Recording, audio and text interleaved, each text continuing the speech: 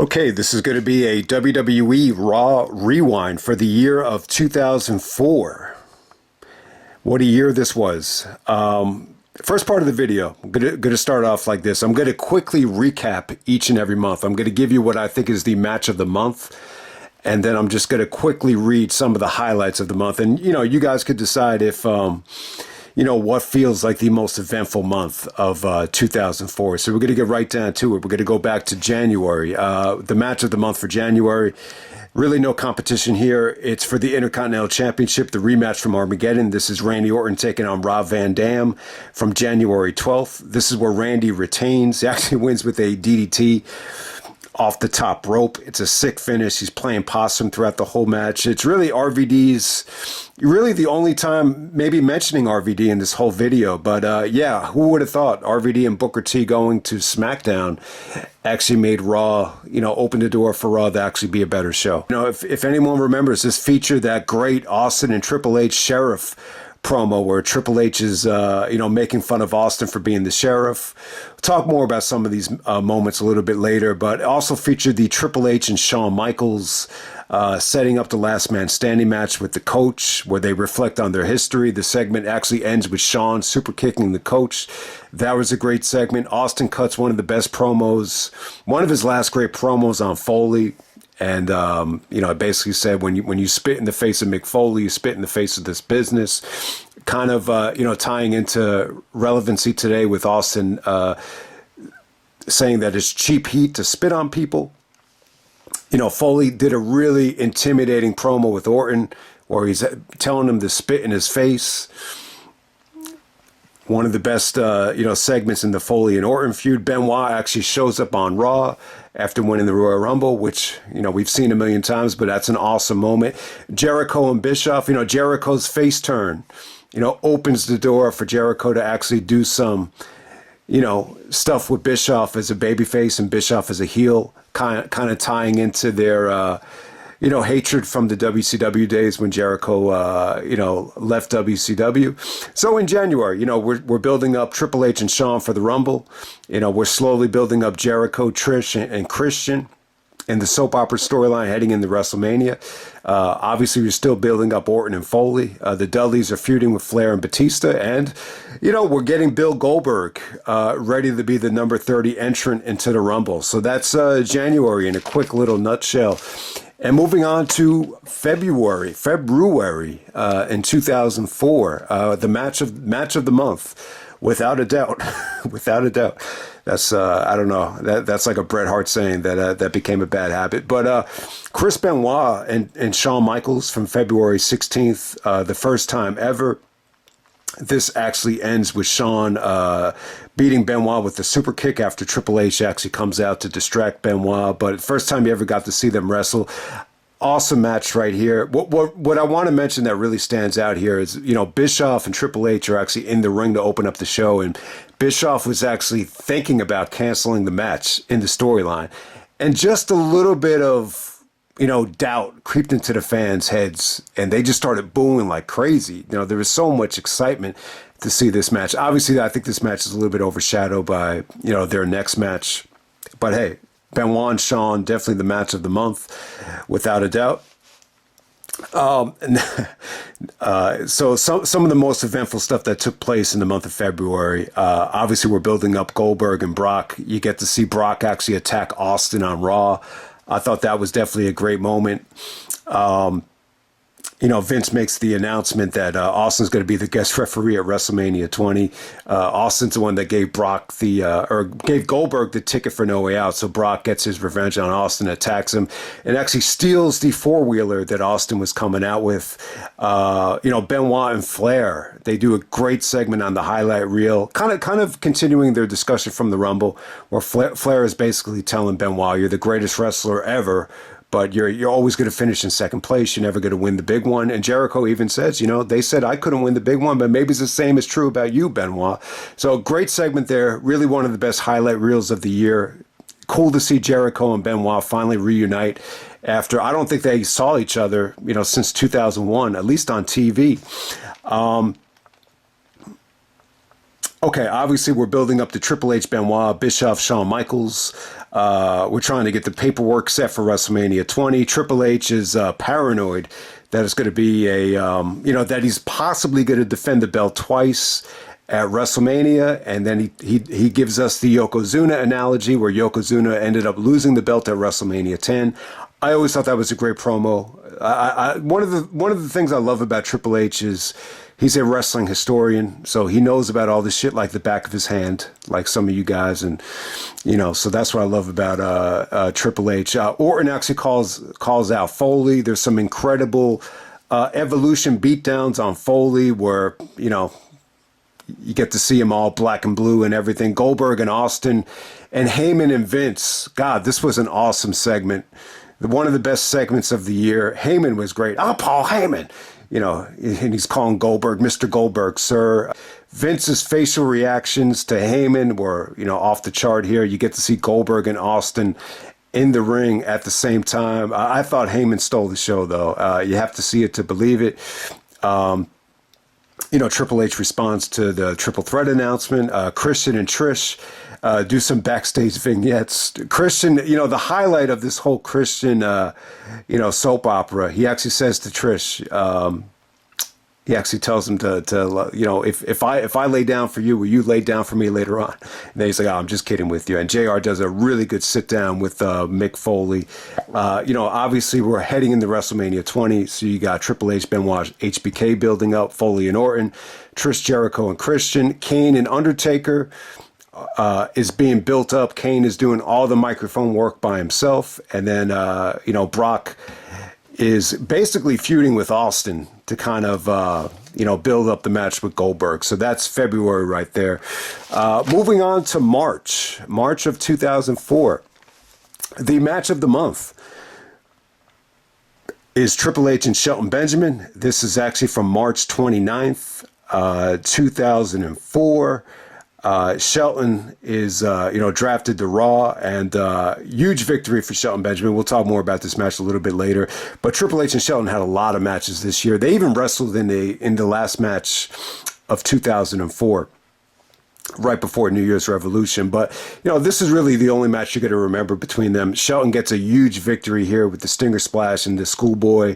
Benoit kind of gives him the assist there with taking out Flair. It's an awesome moment.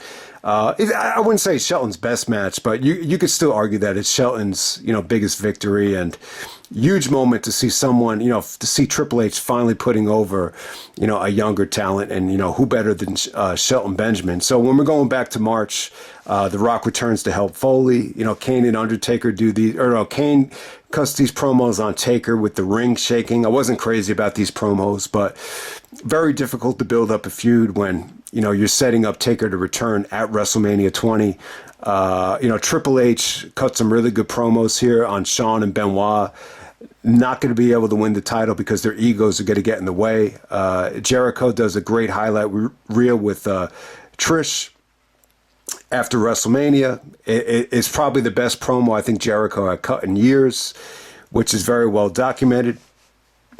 Brock steals Austin's four-wheeler leading up to WrestleMania. Vince actually announces the draft. Christian and Trish, give their side of the story of why they actually reunited. Obviously had to do with Jericho and the bet. Trish, never forgave Jericho for, betting on her or betting to try to have sex with her. The last thing Austin ever did, he did some stuff with Shelton, before Shelton got the big victory over Triple H. But yeah, the last time we saw Austin was the last Raw in March. And, he was doing some stuff with Rene Dupree before Rene was drafted to SmackDown. So really, the Rene Dupree is like the last feud Austin was involved with, before he left. Cena makes his Raw debut at the draft. Triple H is actually drafted to SmackDown. So he's a little bit upset about the trade. It leads to Triple H and Eddie in a big match the night of the draft. Ultimately, because Angle ends up being the GM, he actually trades Triple H back to Raw because the storyline was that, Angle wasn't a big fan of Triple H, was still a little bit bitter of how Triple H smacked him around, according to Triple H. So he traded like all these different guys to get him back. And Bischoff kisses Triple H's ass and said he would have traded Triple H traded to, the whole roster just to get Triple H back. So, it was a nice little swerve. I think a lot of people were actually under the assumption that Triple H was actually going to go to SmackDown. I do remember when Angle debuted as the GM, he came out to Triple H's music, and give Triple H credit. A lot of the fans were really disappointed that it was actually not Triple H that showed up on SmackDown. Orton cuts a promo with his tonsils taken out. Orton actually had the tonsillectomy, but still he was able to cut the promo and challenge Foley for Backlash. So that's March of 2004.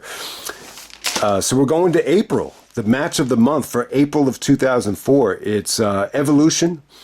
Taking on Benoit, Shelton Benjamin, Shawn Michaels, and Mick Foley. Believe it or not, Foley, his first match on Raw, maybe in years, against Evolution here. All four members in Chicago. Incredible main event. Awesome crowd.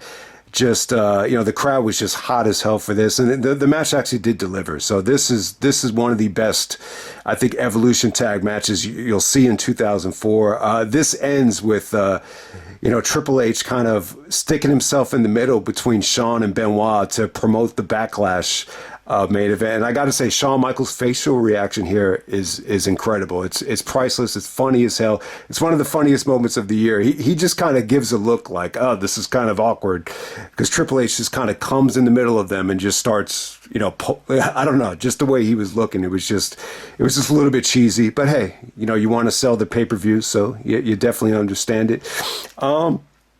So when we're talking about April of 2004, a good month, man. One of the best months of the year. Christian and Shelton are still healthy. It felt like everybody was really healthy at this time.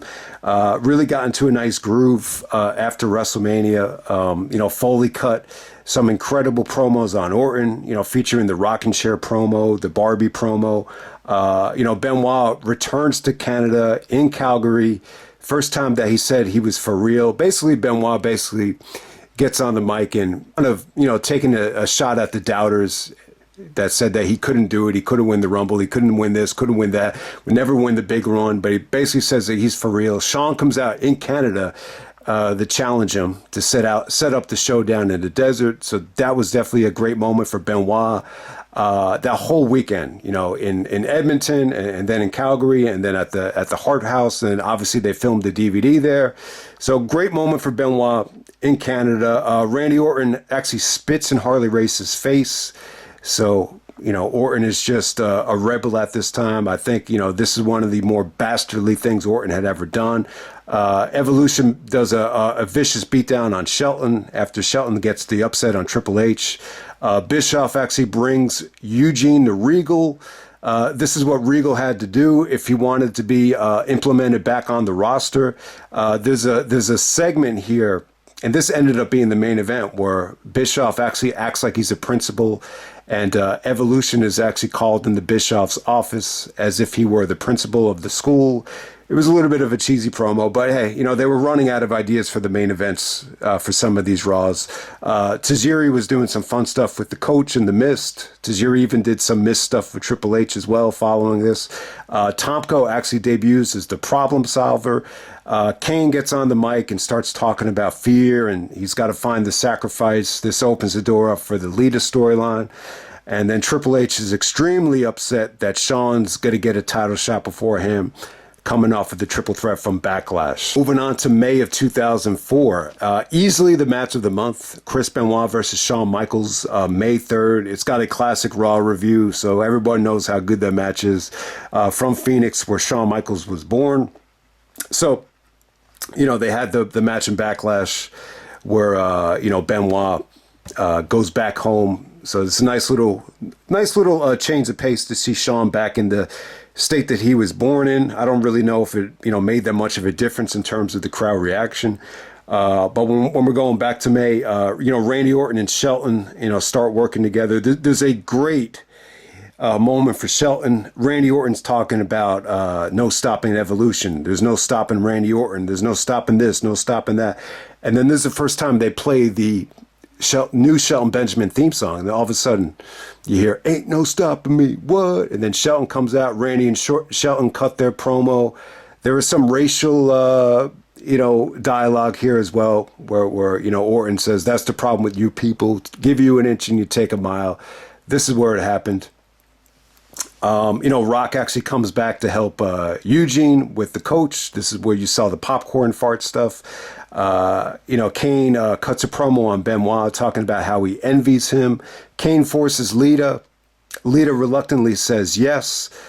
Eugene is actually trained by Regal. Some of those vignettes where Eugene is actually surprising people by how good he is in the ring actually did come off good. Gail Kim, under the radar. Gail Kim is slowly getting pushed here, but for whatever reason, just never really materialized into any sort of big time match on Raw or even on pay-per-view, obviously. Triple H is very selfish. He screws Shawn Michaels in the match with Benoit. Kane actually wins a battle royal, becomes the #1 contender. Triple H is attacked by Shawn there, so that leads to Triple H and Shawn constantly attacking each other. Benoit actually helps Eugene from Kane. So that's actually May of 2004 to June of 2004. The match of the night surprised me here. I actually went with Chris Benoit and Kane. This is the rematch from Bad Blood. Kind of a weird stipulation here. I believe the stipulation was that Benoit could only win by submission, and it was actually no disqualification rules for Kane.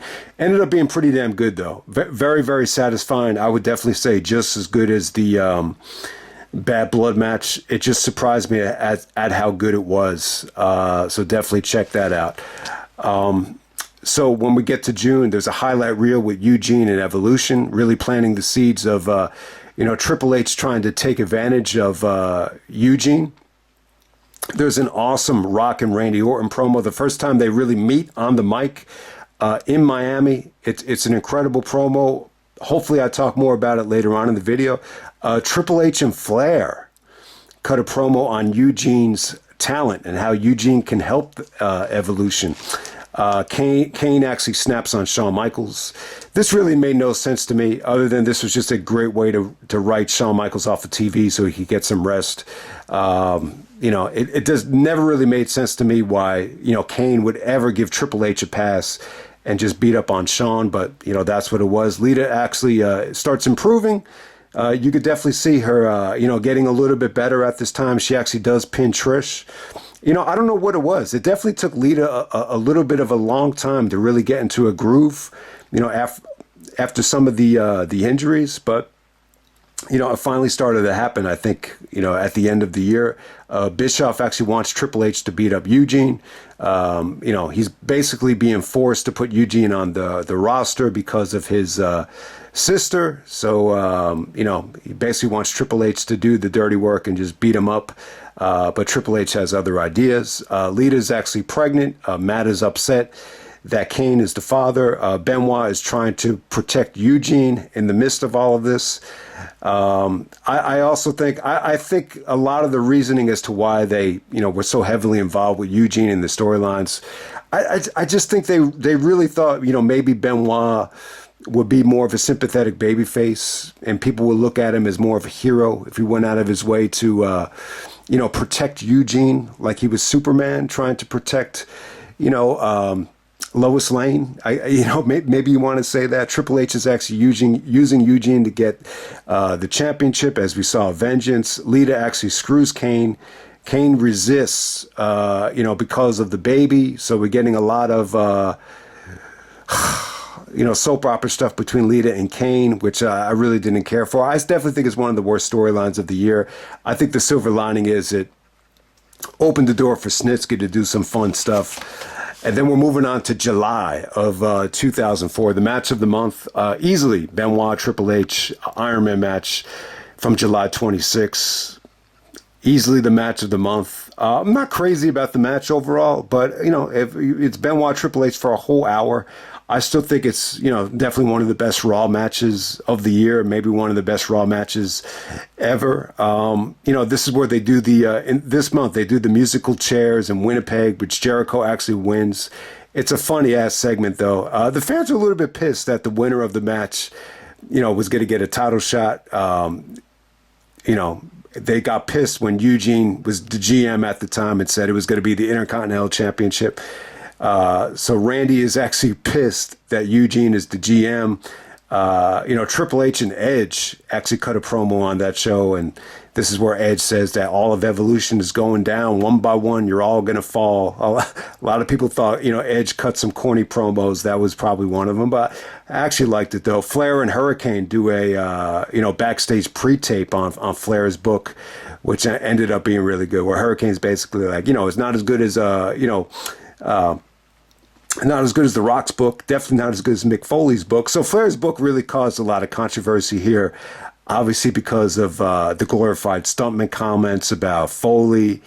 And, Bret Hart as well, taking shots at Bret Hart for, wanting sympathy because of Owen's death, which really pissed off Bret Hart. Bret ended up calling Flair an asshole about that. But that's pretty well documented. Also, some more storylines here. Matt Hardy's upset about the baby. Eugene is, honorary member of Evolution. And this is where, the divide kind of starts, especially between Randy. Orton, what goes under the radar here is how, Orton, was just not feeling Eugene, didn't really see the point of this. So Evolution is actually mad at Eugene because he doesn't do the job at Vengeance. Then they beat him down on Raw. Regal actually attacks Triple H. Jericho gets the Diva. So, Diva Search starts. Jericho gets the Diva Search girls to destroy Eric Bischoff's office. Somewhat of a prank there. That was like one of the highlights, I think, of the Diva Search in terms of the storylines. Orton and Edge cut a good promo on the Legend Killer t-shirt. So once again, Orton and Edge, their dialogue back and forth, you could feel the jealousy, you could feel the hatred, but at the same time, you could feel the attraction and you could feel the respect as well. But yeah, Randy's Legend Killer shirt, definitely one of the more memorable shirts in WWE history. I would never wear it again. I look like an idiot wearing it whenever I looked at myself back, but it's a pretty cool shirt. So Edge, really used it as ammunition to take shots at actually Edge's father. Believe it or not, Cowboy Bob Orton Jr. Batista actually does attack Benoit and Jericho leading up to this time. So Batista's slowly becoming an ass kicker. So that's July of 2004. So moving on to August of 2004. Definitely one of the more memorable months. I kind of have a tie for match of the month. Obviously, you're going to go with, Chris Benoit and Randy Orton, the rematch from SummerSlam the very next night. Originally, I think this was going to be saved for Unforgiven, but I think they decided to, push it up to Raw. I think they knew the plans were definitely going to be changed. The other match that's really worth checking out, and this might be the better match. This is Evolution taking on Benoit, Edge, and Chris Jericho. This is from August 2nd. Orton actually wins this thing by RKOing Benoit while he has a sharpshooter locked in. So it's good stuff, man. The very next Raw, Orton actually he interrupts the Diva Search, basically mocking the girl that gets eliminated, and then he basically shows the footage back. He basically shows the footage of him pinning Benoit. Then Benoit comes out and he's like, "Why don't you show the footage of me making you tap out?" It is true. Benoit made Randy tap on several occasions, whether it be to the sharpshooter, whether it be to the crossface. But Benoit's like, "Show the footage," and Randy's like, "What footage?" And then Benoit's like, "This footage," and then he makes him tap out in seconds. So it's a really, really good promo. One of the best Benoit segments, promos of the year, no doubt about it. So, Orton wins the world title. He cuts his Destiny promo. Orton actually spits in Triple H's face shortly thereafter. Matt Hardy wants to marry Lita, even though it's, not his baby. So the Matt Hardy stuff just did not go over that well. Triple H actually destroys Regal with a sledgehammer. Lita's baby is actually Kane's and not Matt's. That officially gets announced. Batista actually attacks Edge. They're kind of, feuding over the Intercontinental Championship at the time with Jericho as well. Triple H actually does attack Regal in a hotel room. Trish is, going at the Diva Search girls, talking trash to them. There's almost like an anti-Diva Search movement with the original Divas. I think a lot of them actually did see the Diva Search girls as threats. And it's true. I mean, look, a lot of the original Divas, whether it be Victoria, Gail Kim, even Molly, they didn't get as much TV time as soon as the Diva Search, came into the equation. do a bad storyline here with Trish and Victoria with Stevie Richards as the mystery woman.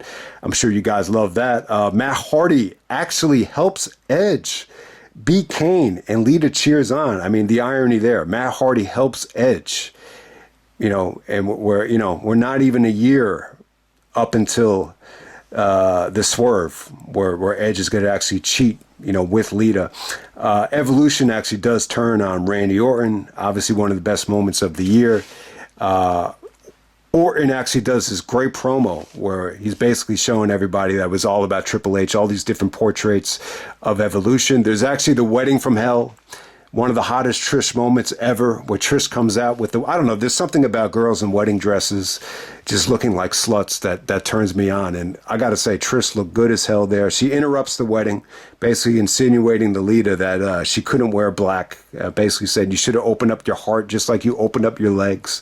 Lots of great lines from Trish here in terms of personality and charisma. And Matt Hardy tries to make the save, but to no avail. Kane actually does marry Lita in the wedding from hell in August of 2004. What an eventful month, huh?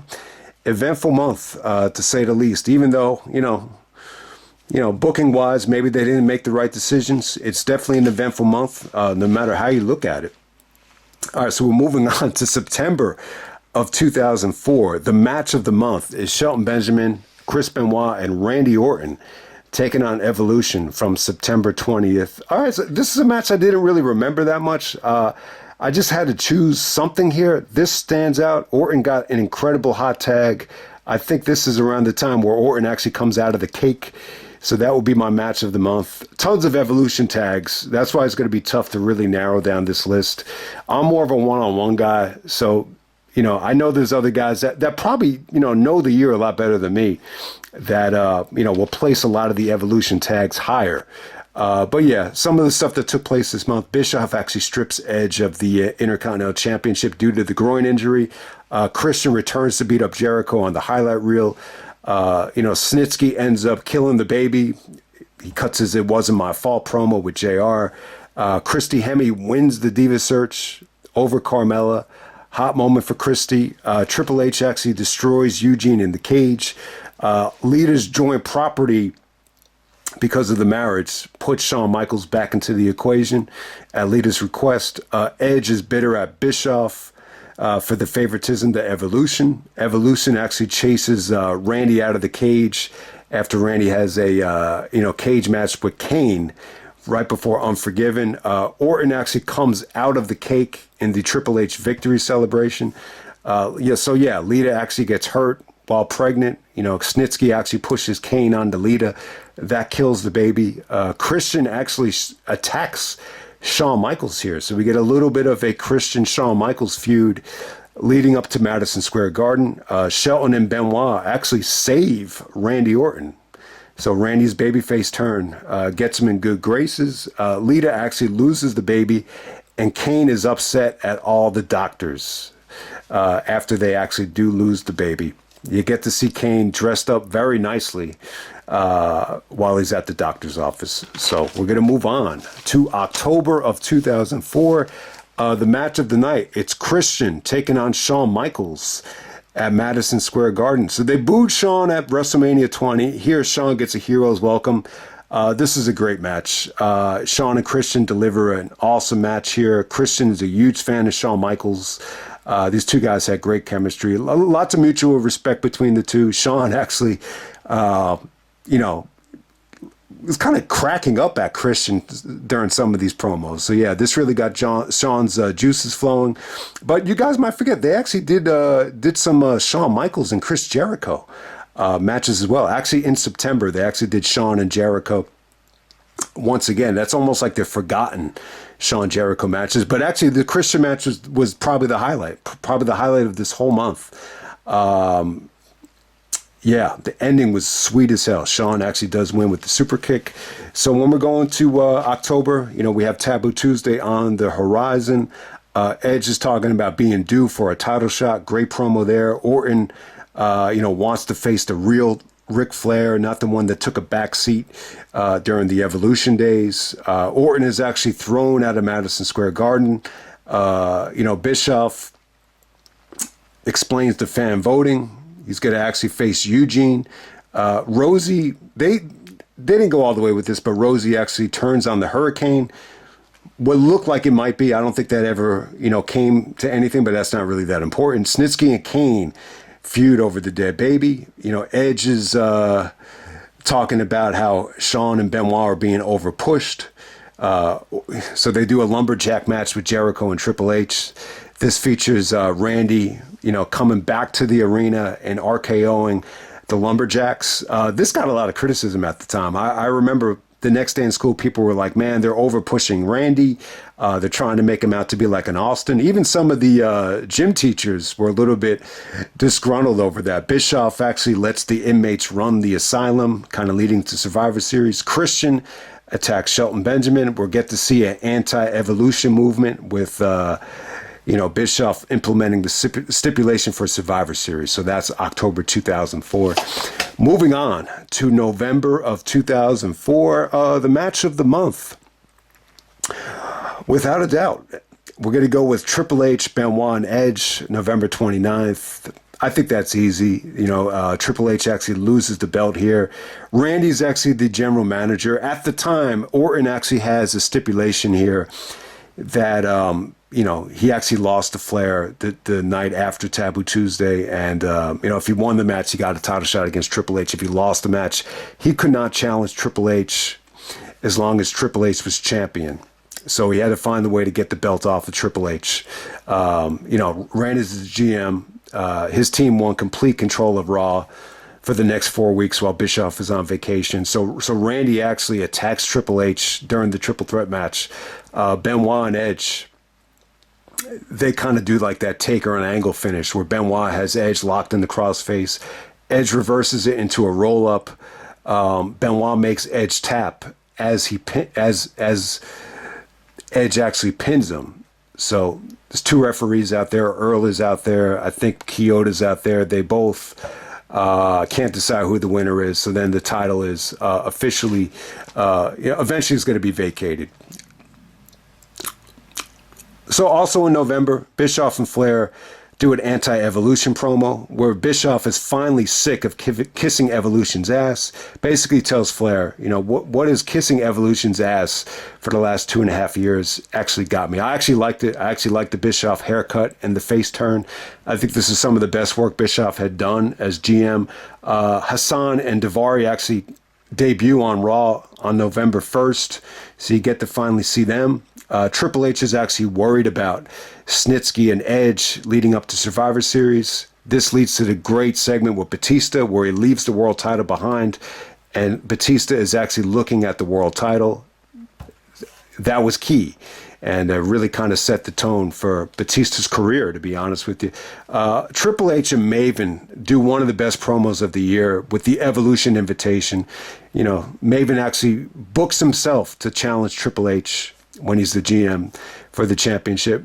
Triple H ends up in Maven's office and basically says, you have one or two options. You could take this match and lose the match and go back to jerking the curtain, or I could get you everything you ever wanted. I could get you women, cars, fame, glory. You join Evolution. Great promo. It's a great promo. One of the more under the radar things of the year is this Triple H Maven promo. Obviously, Maven dropped the ball with this. I just don't think the match really delivered when he was able to face Triple H. It was really overbooked, but execution-wise, Maven did not deliver in that match. But it's a great promo from Triple H.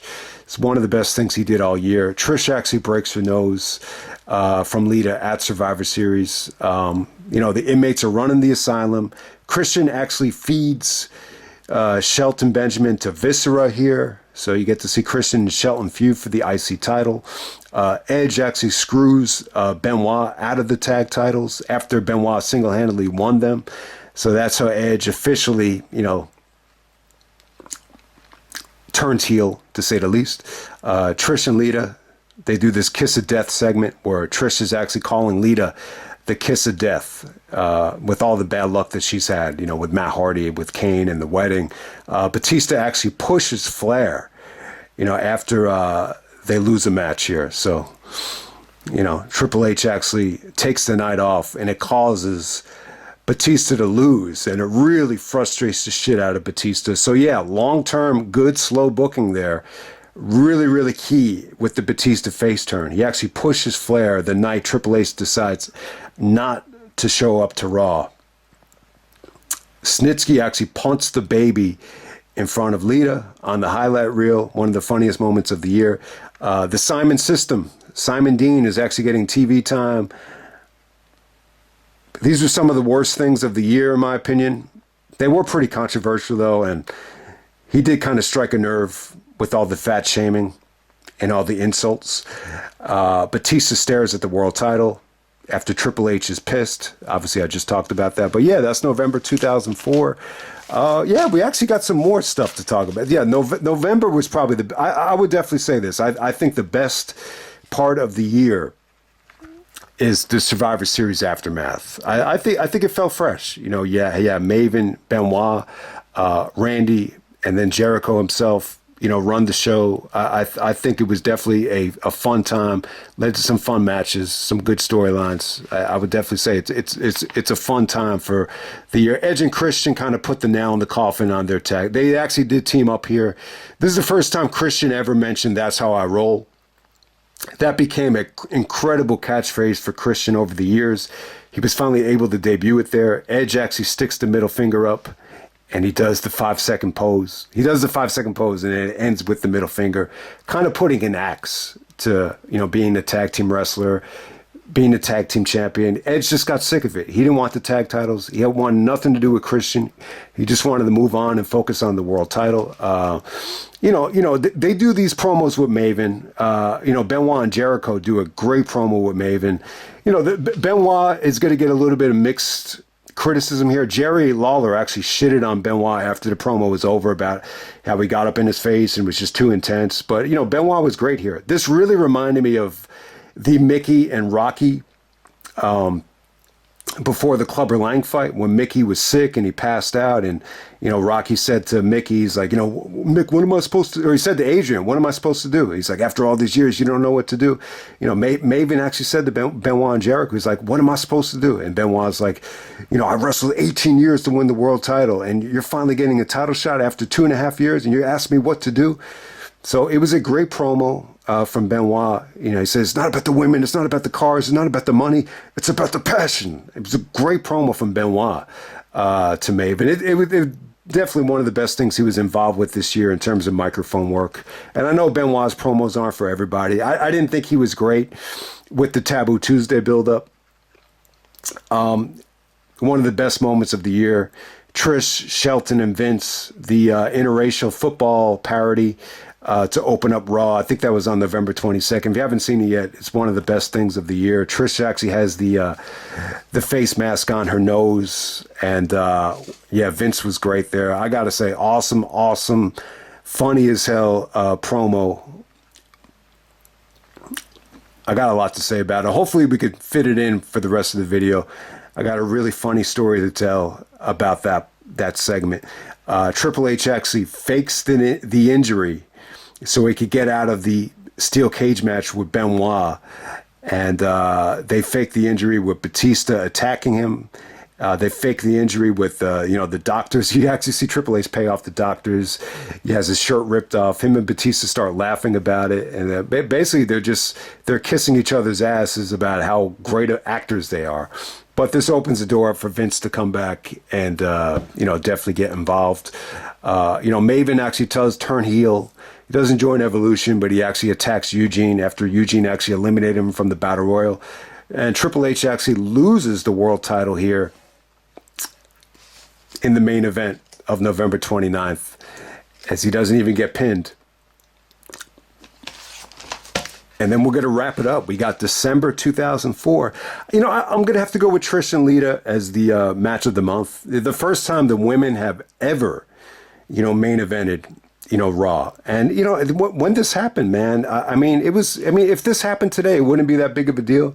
We've seen it time and time again. But I'll tell you, I remember I had a friend, and this dude never really even said that much, that went to the pay-per-view parties. I remember he said to me, he's like, man, what was up with the women main eventing Raw? And I was just like, yeah, I actually thought it was good. I thought it was a great matchup. But yeah, Trish and Lita deliver. They built it up the whole night. And yeah, the crowd was great. Obviously, you know how good the moment is. Lita wins the women's championship. And yeah, I would definitely go with that as the match of the month. There probably was stuff that was better than that. You know, Edge and Orton. There was also, you know, Batista Triple H tag against Benoit and Jericho. There was two of them. I think the second one was definitely the better one. But yeah, Vince actually strips Triple H of the title on the highlight reel.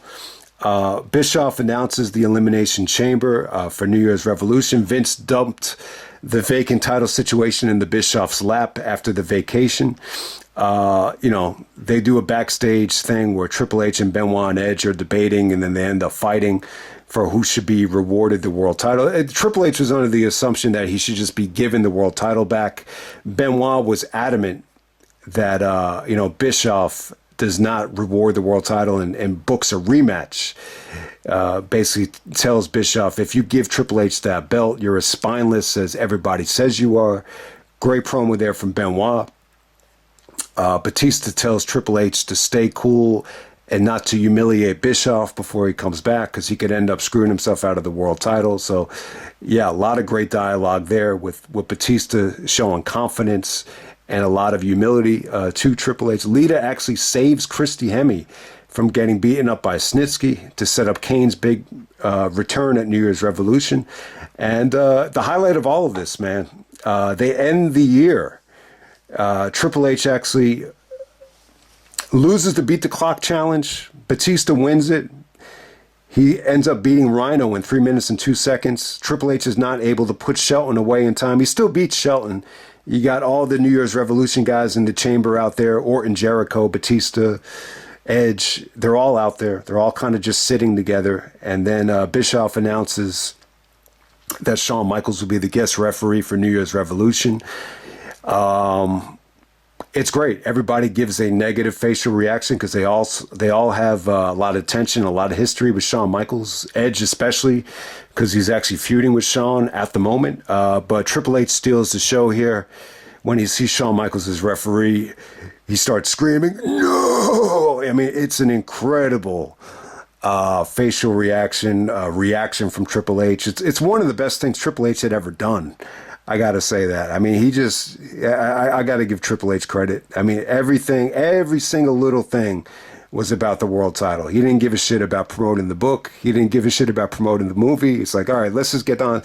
Let's just move on to the fact. You know, when am I going to get my title shot? When am I going to get my title back? Or who's going to be the champion? So, just going to end it right there, guys. That was the recap, month by month recap of 2004. Hopefully it came out okay. I don't know.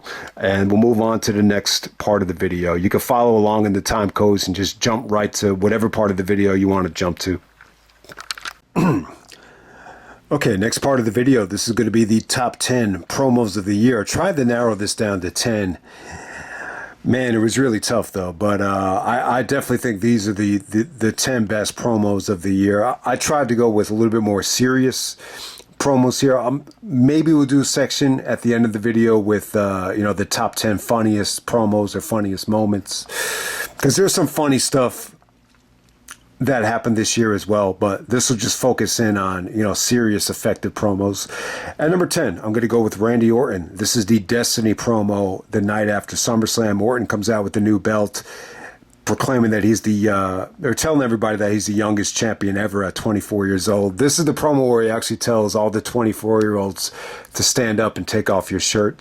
So it's a little bit of a heel promo, it's a little bit of an asshole promo, but the fact that Orton cut this promo without Evolution, kind of sealed his fate. He was basically talking about how, he's Randy Orton, he's unlike all the rest, and just really puts over what a diamond in the rough he is. It's a very, very arrogant promo. It's a heel promo, but it's effective though. And I really thought, if you're gonna go out of your way and have Randy cut a promo this good as a heel, you might as well just keep him heel. But it didn't really matter though. They still turned him babyface by the end of the night.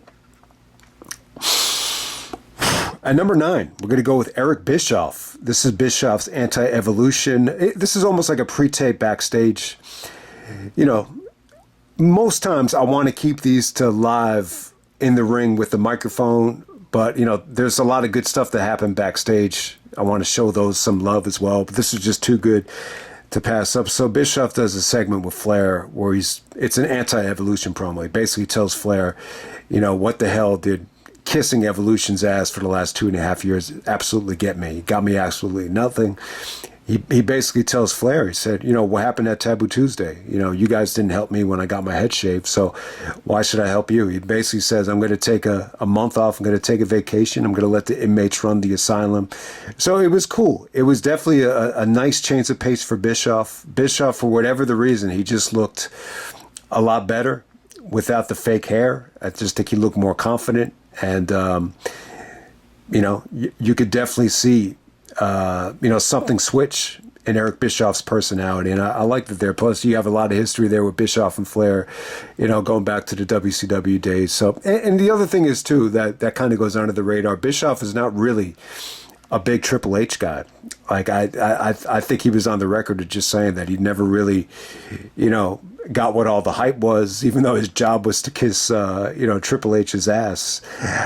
I don't know, but it's an interesting story. But I was glad that Bischoff got this in. It really kind of set the tone for an amazing run after Survivor Series. I do think this Survivor Series aftermath with, all the non-evolution guys running Raw. It was definitely one of the most unique times, I think, in the history of Raw. And on a side note, I do believe that Heyman was actually booking at this time. I do remember that Heyman was actually, even though he was on SmackDown as a performer, I do think he was actually writing, a lot of Raw at the end of 2004.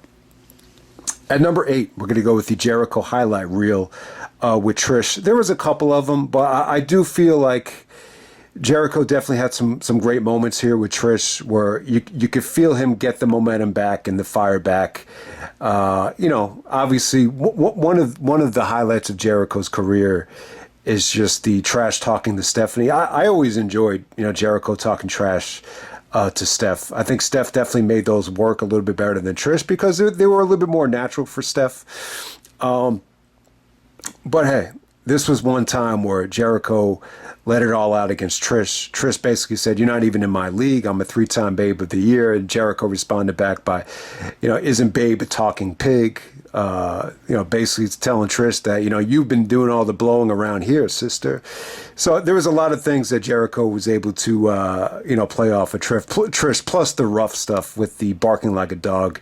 He actually did show that back to humiliate Trish. So you almost forget about that. I think they actually banned that from the network. But if you watch the highlight reel with Jericho where they show footage of this, that footage is still there in the form of Jericho showing it back to Trish. And, Trish looks like she's disgusted, by seeing it. But hey, man, it was all part of, Trish's journey to persevere and get through that stuff. But the brutal trash bag host stuff with Trish, it just didn't work. But it's a testament to how, quality of a person Trish is. Sometimes, you got such great,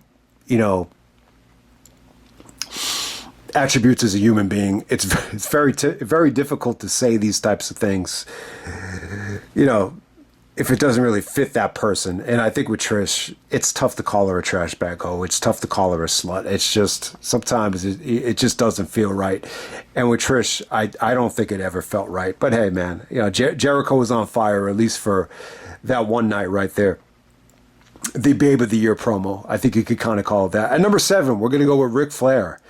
This is the virgin promo on Randy Orton, basically where he's telling him you're going to bleed like a virgin. I think they definitely cut this from the network. They chopped it up. But it's definitely some of the best stuff of the year on the mic. I think Flair really, cut some great promos on Orton. The other way around, Randy cut some great promos on Flair, talking about, I want the the real Ric Flair, the one that didn't take a backseat ride to Evolution. So yeah, I think Orton, he definitely had some shaky moments on the mic. You can see a lot of them, forgetting lines and just little things like instead of next week, saying the word tomorrow instead of next week. Just little stupid things like that, Orton had a tough time with. But, for the most part, I think Orton did a great job on the mic, especially with this feud with Flair. So I just think you could just put anything from this Flair and Orton feud in this spot. The highlight being that promo that Flair cut on Randy Orton, basically telling him that he's not a legend killer, that he's a virgin. Triple H is actually right there with him, just kind of laughing the whole time, talking about how the Taboo Tuesday stuff is a bunch of crap. So there we go with that. At number 6, we have Randy Orton and Edge. This is a couple of promos here. I'm just going to put two of them in one promo. The Raw right after Backlash, and then there's the first Raw in December after Survivor Series. There's some really good ammunition between Randy and Edge. I love these Edge lines. I mean, they're a little bit forced, they're a little bit cheesy, but I think what everyone has to realize is they have great emotion behind them, great passion behind them. Edge was out a long time, and when you're sitting on the shelf, for over a year, it's tough. It's tough to get back in everyone's good graces, especially if you're going into a different show as well. So I definitely think a lot of these lines felt forced, but I love them though. I think these are some of the most memorable lines of the year, where he's talking down to Randy, just saying, I'm sick of watching you run your mouth, and I might not be a legend, but I'm daring you to spit in my face right now. And then the one after Survivor Series was really good as well. I definitely think Edge outperformed Randy in both promos. I think when you look at the one after Survivor Series, it was really hard. Like, if you weren't watching the show, it was really hard to differentiate, like, who's the babyface and who's the heel. Like, by the way you see the crowd react to Edge, it almost came off like he was the babyface here. And the Edge was really disgusted because he felt like Randy cost him the world title, and him interfering and beating up on Triple H really cost him the title there. So he's a little bit pissed about that. And Randy comes out, and Edge basically just says to him, he's like, you haven't proven anything to me. Even Randy's taking shots saying that, you never won the world title. I've been world champion, unlike you. And then Edge says, well, wait a minute. When it comes to being in this ring, like I own you. You're my bitch. So, and that got a huge pop from the crowd. So it was really tough. I mean, great promos between them. They've always had, natural competition between each other. So I thought both of those promos were great. I would put that at number 6. At number 5, I would go with the Foley, the rocking chair promo, the hardcore promo on Randy Orton, where he's in the rocking chair. Obviously, that inspired Bray Wyatt. They used it leading up to Backlash, where Foley's kind of really analyzing what the word hardcore really means. Does it really mean, actually wrestling in a hardcore setting with weapons, or was hardcore just an attitude or a state of mind? So it was really good stuff from Foley. It really kind of, got him mentally prepared for the Backlash match with Randy Orton. After, mentally freezing on Raw, where he actually walked out and Randy spit in his face. So I got her to number 5. At number 4, I'm going to go with William Regal. This is the promo on Triple H right after the Iron Man match. So Triple H is cutting a promo on Eugene, just really upset about, Eugene interfering and, Eugene not obeying his orders. And then he attacked, obviously Evolution did a huge, beatdown on Eugene. Regal comes out, Regal basically saying to Triple H that he was behind it, that Regal was disappointed that Triple H took advantage of a vulnerable, special needs individual like Eugene. And Regal really did a good job here. He saw a ton of emotion, a ton of anger. Regal actually reflected on his past with Triple H and WCW, about how they were both born naughty, but they were both tag team champions at one point in WCW. But Regal showed a lot of fire here, just a lot of anger towards Triple H for, taking advantage of somebody like Eugene. So I just thought it was great. And this promo here really proved, and I don't know why, Regal and Triple H couldn't transition to SummerSlam or transition to Unforgiven. I think Regal more than proved his worth in that promo. I don't know what it is with Regal in terms of why the WWE never trusted him in just having long-term, feuds with main event guys. Like, even if you look at his match with Christian at SummerSlam, it's like, why was that cut so short? Regal definitely could have done that. I just think Regal's style, it's very unorthodox. It's very un-WWE-like. Maybe Vince never really thought he, could adapt to that style, with the main eventer. I don't know what it is, but obviously you knew the Eugene stuff was going to happen at SummerSlam. It was more about Eugene than Regal. But hey, man, we're going to move on. Number 3, I'm going to go with Edge. This is the due for a title shot promo leading up to Taboo Tuesday. It was great stuff. I mean, there's a lot of great stuff from Edge you could put in this spot.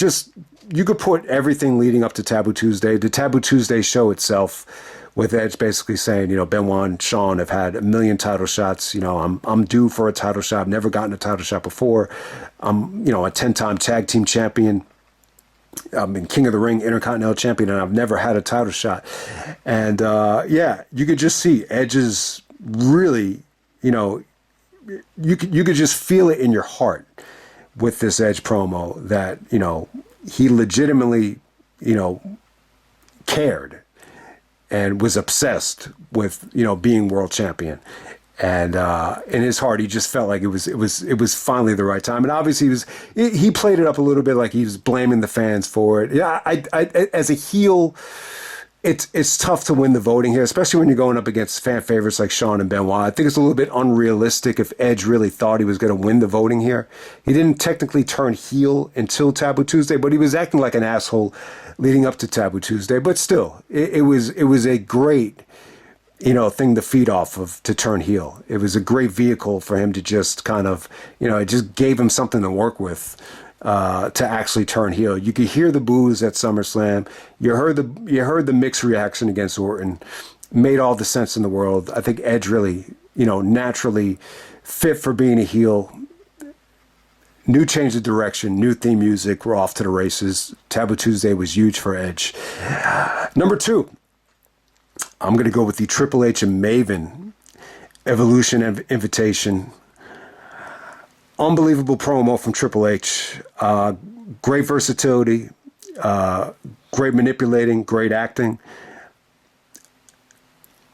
What you got from Triple H too is just a sense of reality, and I just loved it.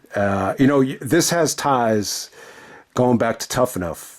If you watch the Tough Enough speech, which really elevated Triple H's popularity when he was out with the injury. If you remember, he went up to Maven and went up to him and said, "Why do you want to get involved in the business?" And Maven just said, "The whole business." And Triple H is like, "The fame, the glory, you want to get laid."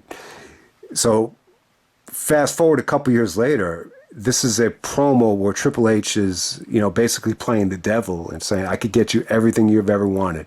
What's your vices? Is it women? Is it cars? Is it money? Is it fame? Whatever you want, I could get you. I've been looking for someone ever since Randy Orton left Evolution for you to fill that void." He's like, "Look at you. You look sharp. You're the GM. You're nicely dressed." It's like, I got fame. I got money. I got glory. It's almost like Suge Knight talking to Tupac in jail. "I can give you this, freedom." Blah. So, or you could go back to jerking the curtain. You could take this world title match that you booked yourself in with me tonight. You could lose the match, come up short, and then you go back to jerking the curtain. And look what happened to Maven here. I remember Maven actually, it was reported to him saying, if WWE doesn't think I could, be a main eventer, then fine, I'm going to do my own thing. And you still see Maven pop up today, just talking about stories back then. But when you look back on it now, like you say to yourself, man, Maven should have took that Evolution invitation. But yeah, I don't think Triple H ever saw Maven as a top guy. There was always, the impression I got from it is that Triple H never really, you go back, even going back to Tough Enough, even going back to some of the other, that Numbnuts promo that they cut together, if anyone remembers that, I don't know. And I think Maven kind of, I think he did not. I think he dropped the ball in that Triple H match. Had a ton of interference. It was definitely overbooked, but anytime Maven had a chance to execute properly, I just don't think he looked very good. But hey, that promo was amazing. I think it's one of the best things of the year. It's a pre-tape, it's backstage, but it's still worth checking out. At number one, I'm going to go with the Goldberg, Austin, Heyman, Vince segment from February to hype up the WrestleMania 20 match between Goldberg and Brock. All right, so this actually features Goldberg accidentally spearing Austin as he was aiming for Heyman. Heyman was great. I already talked about this a little bit. Heyman steals the show. He's calling Goldberg, Mr. Goldberg, sir. He's screaming his name. He's like, I'm Paul Heyman. You can't talk to me like that. Puts over Brock in a huge way, basically saying that Brock is a shark compared to Goldberg. So a lot of good stuff there. Very star-studded. I mean, just so much history here, with Vince and Heyman and Austin and Goldberg. You got ties to everything here. Attitude Era, ECW, WCW. I mean, you name it, man. It was just an awesome segment right there. I think it's probably the best segment of the year in terms of, a promo segment. Okay, and I actually forgot about this promo, and I'm going to have to go with this as the promo of the year, and then I'll kind of run down, some of the honorable mentions that I cut in terms of these promos. But I think the promo of the year, I can't remember who Benoit wrestled. It might have been either Flair or Batista. So after the match was over, Triple H comes into the ring, and going to call this the I Am Reality promo from Triple H. Basically tells Benoit to snap out of it and says this is just a dream. He said, you got to go back to, never winning the big one, after the promo is over. But it's a really, really good promo.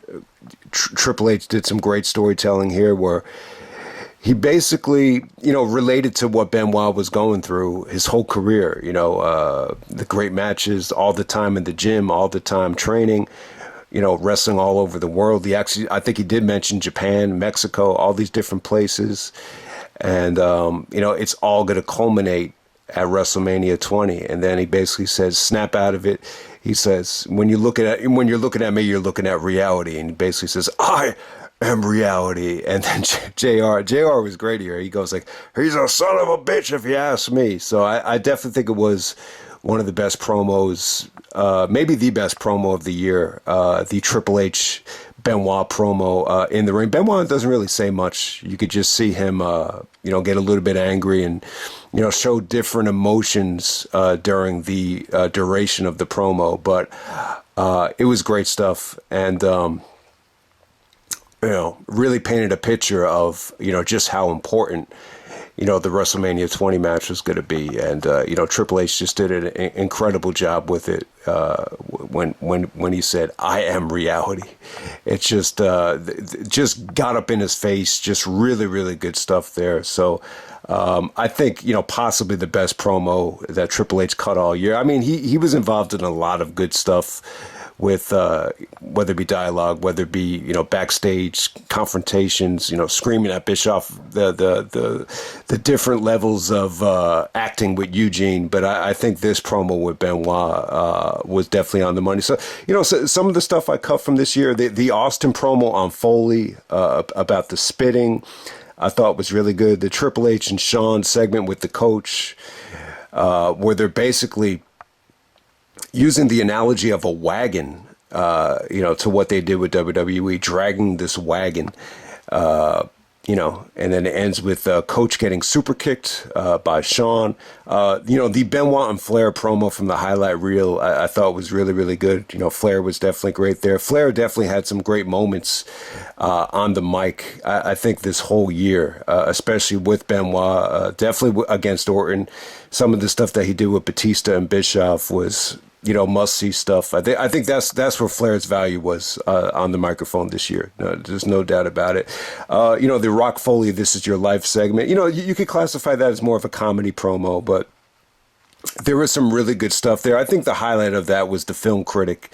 Rock had a movie coming out, so this was definitely more about Rock promoting the movie, but they did some funny stuff to promote the movie and promote WrestleMania 20 at the same time.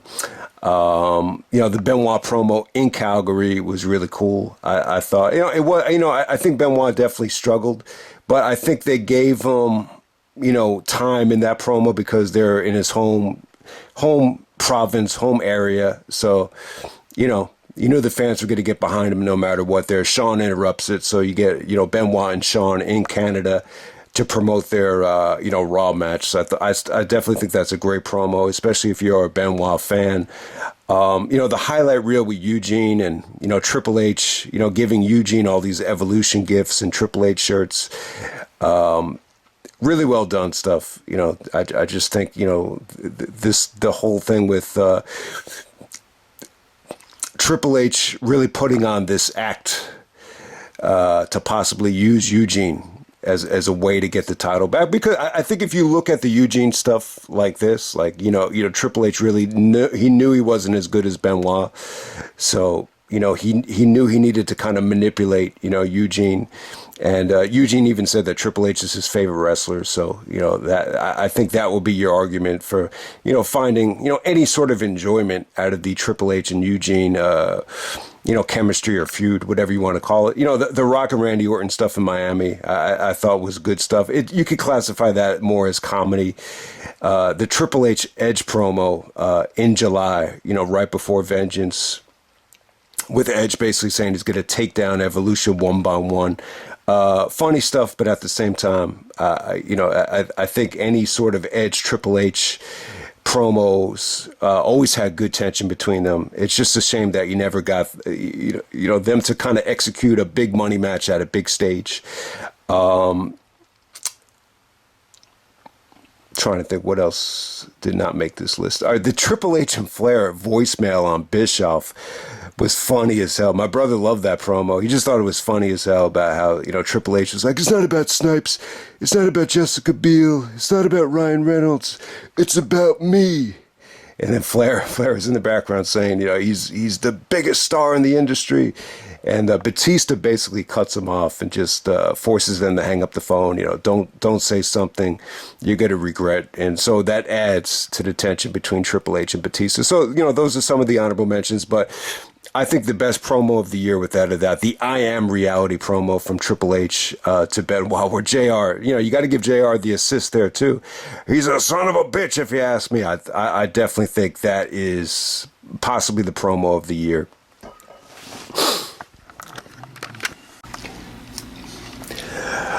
Okay, next part of the video, this is going to be the top 25 Raw matches of 2004. Going to try to narrow it down to 25. Definitely, I would say the best year I think Raw ever had in the ring in terms of in-ring action. It's really difficult to find a better year than this in terms of, Raw television match quality. I think it's an incredible year. I don't know if any year can come close to this. Obviously, bringing over, all that talent from Smackdown, paid dividends, not to mention a lot of guys on Raw like Randy Orton and Batista, definitely improved and ended up being the best year in Raw history in terms of match quality. But, before we get underway with the list, I just want to throw at you some underrated, just one-on-one matches. There were so many like Evolution tags that a lot of them really feel like a blur. I'm definitely going to be leaving some stuff out. I do know a lot of guys probably have better lists than me. There's probably even other lists on YouTube that you can find. Because some of the Evolution tag matches, it's really hard to rank all of them. I'm sure I'm leaving at least one or two out that were really good that deserve to be on the list. So if anyone wants to post their list in the comment section, I'd be really interested to see the list now. I really didn't want any of the lists to influence my rankings. That's why I didn't really, look at any lists or ask for any lists until now. But hey, some of the underrated stuff from the year that you might have forgot about. Randy Orton and Shawn Michaels actually had a main event in February that was really good. The forgotten Shawn Michaels Chris Jericho match from October. It kind of had a crappy finish, but they were able to do their thing while it lasted. I think Randy Orton and Batista, they possibly had their best match in November. I never thought they had great chemistry, but this was actually really, really good. Orton wins with a Jack Briscoe finish with the schoolboy there. And yeah, it was good stuff. The Raw right before Survivor Series. I thought Edge and Batista was a really good match. I think that was Batista's best singles match, possibly of the year, which was right after Vengeance in July. Shelton and Jericho had a stellar match the night after Taboo Tuesday. Randy Orton and Shelton actually had a forgotten match. I believe it was on May 31st in Montreal. Which was actually really good as well. It's pretty much on par with their Bad Blood match, but for whatever the reason, it's a little bit forgotten for me. Obviously, Randy Orton and Edge, they had 3 matches on Raw this year. I thought they were all really good. They all, were just incredible stuff. The one from July would be the best one, but shout out the one in May, the very first one. The crowd was incredible for that finishing stretch. So Orton actually won the one in May, and then he wins the one in December as well, even though Edge won the feud in July. So the Orton and Edge matches from May and December were stellar, no doubt about it. Christian and Jericho from April, actually in Calgary, was really, really cool. That featured the debut of Tyson Tomko. Definitely checked it out. Also, their Beat the Clock match was pretty good as well. That actually went 10 minutes, but, I want to shout that out. That was definitely the best match from the Beat the Clock Raw right before New Year's Revolution. It's really the only match that was allowed to deliver, so I thought that was good. Shelton Benjamin and Christian. They had a match where Christian was forced to wrestle as Captain Charisma because Jericho's the GM, so Christian had to dress up like in this wacky Captain Charisma costume. So that match is a little bit wacky, but there is a 6-way elimination match right before Taboo Tuesday where it comes down to Shelton and Christian, and they work their magic there. So shout out the ending to that match between Shelton and Christian. Shelton wins, he gets on the mic, and gets Vince McMahon's endorsement. But you know how that goes. He said it was all about the fans. Next up, we had Jericho and Triple H, the Madison Square Garden main event, the Lumberjack match. Not that great of a match, but it's really the only time Jericho and Triple H touched this whole year. It sounds better on paper than it actually was, but hey. We get Benoit and Batista. There's a couple of Benoit-Batista matches that, they could have been better. I really feel like Benoit really could have got a lot more out of Batista, but, none of these matches were ever really allowed to deliver, and they definitely should have went back to this, down the road. Benoit could have gotten a lot out of Batista. The problem was, they were pretty much always baby faces once Batista did turn babyface, so that might explain why they never touched after this. But I think their matches had a lot of potential. But yeah, let's move on to this little list. At number 25, we have Chris Benoit versus Edge. This is a steel cage match. This is from November 22nd. This is the night Benoit was GM. So it's a really, really, really interesting stuff here. Benoit books himself against Triple H in the main event in a cage match. Triple H fakes an injury. He hires a doctor. Flair was great here as well, just yelling at Benoit, saying he can't wrestle. So Edge comes up to Benoit. He's like, how does it feel? How does it feel to be screwed out of a title shot, just like I was at Taboo Tuesday? And then Benoit goes like, you know what, tough guy? The steel cage match, the steel cage is out there. Why don't you meet me in the ring? Then we get an impromptu match between Benoit and Edge. It was pretty good. I think the crowd was a little bit deflated because they weren't going to see the world title match. So I think that definitely hurt the match. But, they didn't really kill each other here. This was a gritty, rugged steel cage match with, Edge just doing a lot of, slow, methodical submissions. Benoit definitely did his thing here. The finish is really awesome, though. Benoit actually uses the door as a weapon. And then all of a sudden, Edge has one last burst of energy, and spears Benoit out of the cage accidentally. But it's a cool finish, though. Benoit wins, but, it makes Edge look strong because he hit the last offensive move. Underrated cage match. I just don't think the crowd was great here, and it definitely doesn't have the replay value that some of Benoit's other cage matches have had. At number 24, we have Jericho and Edge. This is the Raw right before SummerSlam. It was good, man. They go about almost 20 minutes out there. This is really the only time this year where Jericho and Edge were allowed to deliver one-on-one. Jericho actually cheats to get the victory here, but it was good stuff, man. Really kind of, got you ready for the triple threat at SummerSlam. I really enjoyed the back and forth between Jericho and Edge on the mic as well, leading up to SummerSlam and in Unforgiven as well. Number 23, we have Shelton Benjamin, Chris Benoit, and the new babyface, Randy Orton, taking on Evolution. This is from September 20th. So, I mean, what really stood out here, I just remember Randy getting hurt, and then he makes a huge comeback at the end of the match, and the crowd is just going crazy for the hot tag. So definitely the best match I think there was in September for Raw. So I got that at number 23. At number 22, we have Shawn Michaels and Randy Orton. This is from June 7th, right before Bad Blood. You get Triple H, Batista, and Flair up in the luxury suite, you know, watching the match. And Triple H orders Batista to go down to the ring and make sure Shawn doesn't win this thing. It was good, though. Shawn showed a ton of emotion. He got bloody. You know, he actually bladed, you know, in this match to kind of, you know, he was going to bleed at Bad Blood anyway, so you might as well just open up the cut now. But he showed great emotion. He worked the crowd and just showed a lot of viciousness to Randy and Batista in this match. But yeah, I mean, you could definitely argue that this is the best, you know, Shawn Michaels and Randy Orton match. You know, wasn't crazy about the finish. You really don't get a clean finish here, but you know, it got you pumped up for Bad Blood, and that was the whole point of it. Number 21.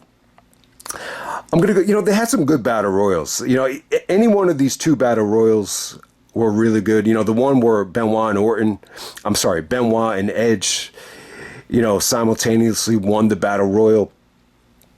I thought that was a great battle royal, especially because of how they booked Batista in that one. But I think the Randy Orton one is better. Randy Orton actually wins the battle royal to get a title shot at SummerSlam. Really, it accomplished a lot here. This really, you know, foreshadowed Edge's heel turn. He was really bitter that Jericho eliminated him, and he kind of came off like a crybaby. And, you know, maybe that's part of the reason why they booed Edge at SummerSlam. But, you know, the ending between Randy Orton and Jericho was good stuff. They were going at it for like 5 minutes out there. You just saw like a lot of, you know, near eliminations. Orton actually just kind of kicks Jericho out of the ring to go on to SummerSlam to get the title shot at Benoit. So that was the same night as the Iron Man match on July 26th. Randy Orton wins the Battle Royal. At number 20, we have Chris Benoit and Edge defending the Tag Team Championships against La Resistance on May 31st in Montreal. So, yeah, you know, Benoit gets a hero's welcome, but it pales in comparison to La Resistance. I mean, you know, I'm not a big La Resistance fan, but this match was awesome because of the crowd. The crowd was just going crazy here. So La Resistance actually wins the tag team titles with the au revoir, and Benoit and Edge lose the tag belts. I don't know. I was never really crazy about Benoit and Edge becoming tag team champions, and you still got the feeling here, like the Edge really wasn't crazy about being booked this way, but it's almost like they just gave him the tag titles and he just kind of took it. It didn't feel like either one of them were overwhelmingly appreciative of the situation. Nowhere near as memorable as Benoit and Jericho winning the belts in 2001, where that just felt like a huge deal. This just felt like, I don't know, like they didn't know what to do with the tag titles. But hey, La Resistance wins them back. Definitely by far the highlight of the year for Rob Conway and Sylvain Grenier. At number 19, we have Chris Benoit versus Edge. This is the main event of Raw right before Survivor Series.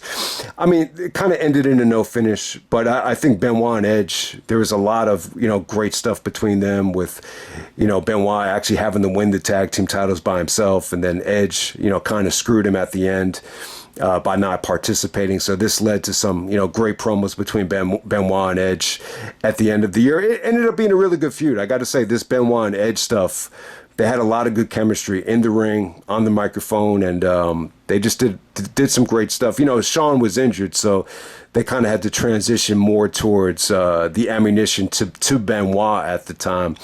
Yeah, the match was bloody. I mean, it was really, really good. It's just a ton of interference at the end from, you know, Snitsky, Orton, Evolution. It has a no finish, but, you know, this was definitely, I think, maybe the best match I think Benoit and Edge ever had, you know, in terms of a, you know, one-on-one match without a gimmick, at least. At number 18, we have Evolution taking on Chris Benoit, Jericho, and Edge.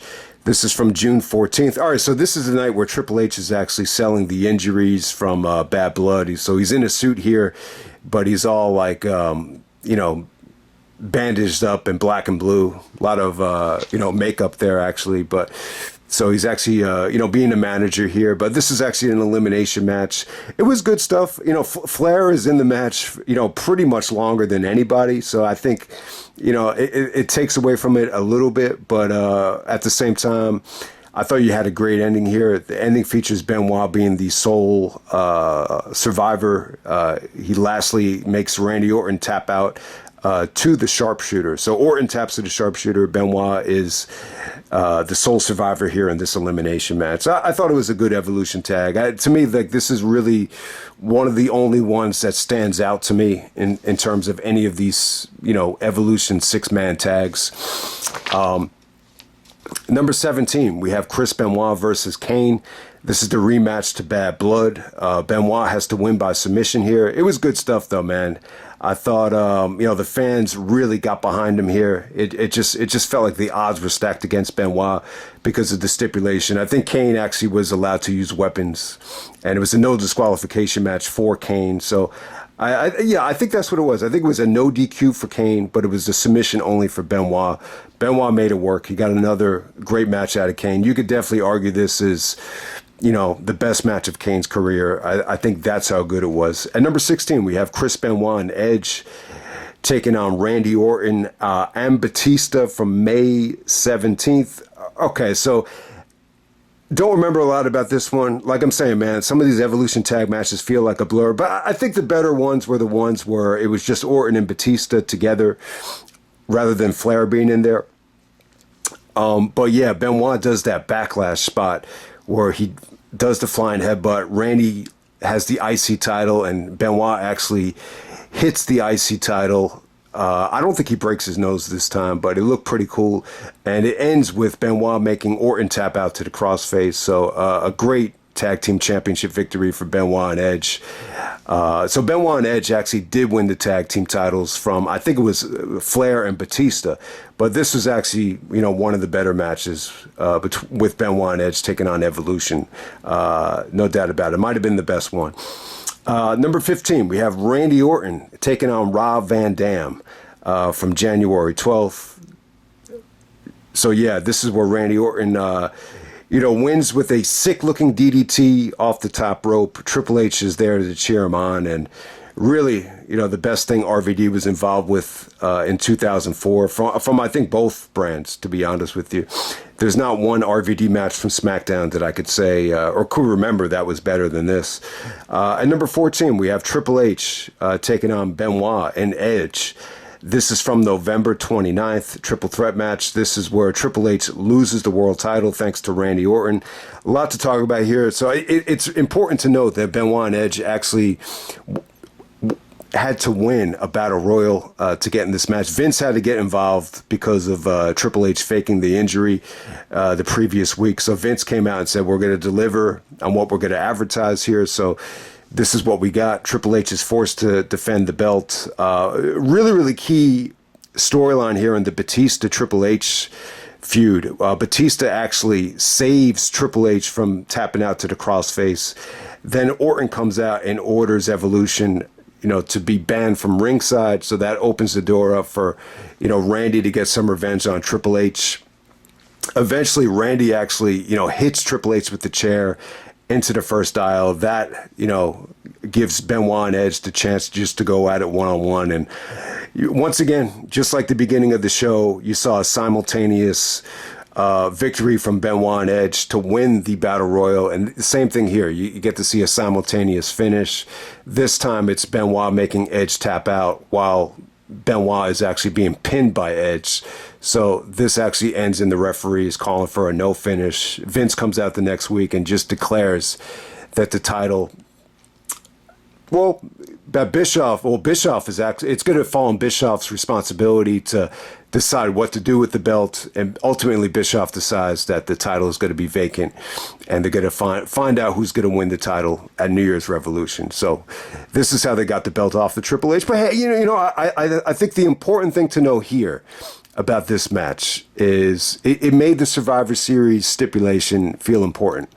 There's no doubt about it. I mean, it gave, I think when you look back on it, that Survivor Series, stipulation, had some legs to it, had some weight to it, and it got the belt off of Triple H. I mean, how many Survivor Series elimination matches feel meaningless? So I think looking back on it, that Survivor Series thing felt really, really meaningful because it got the belt off of Triple H.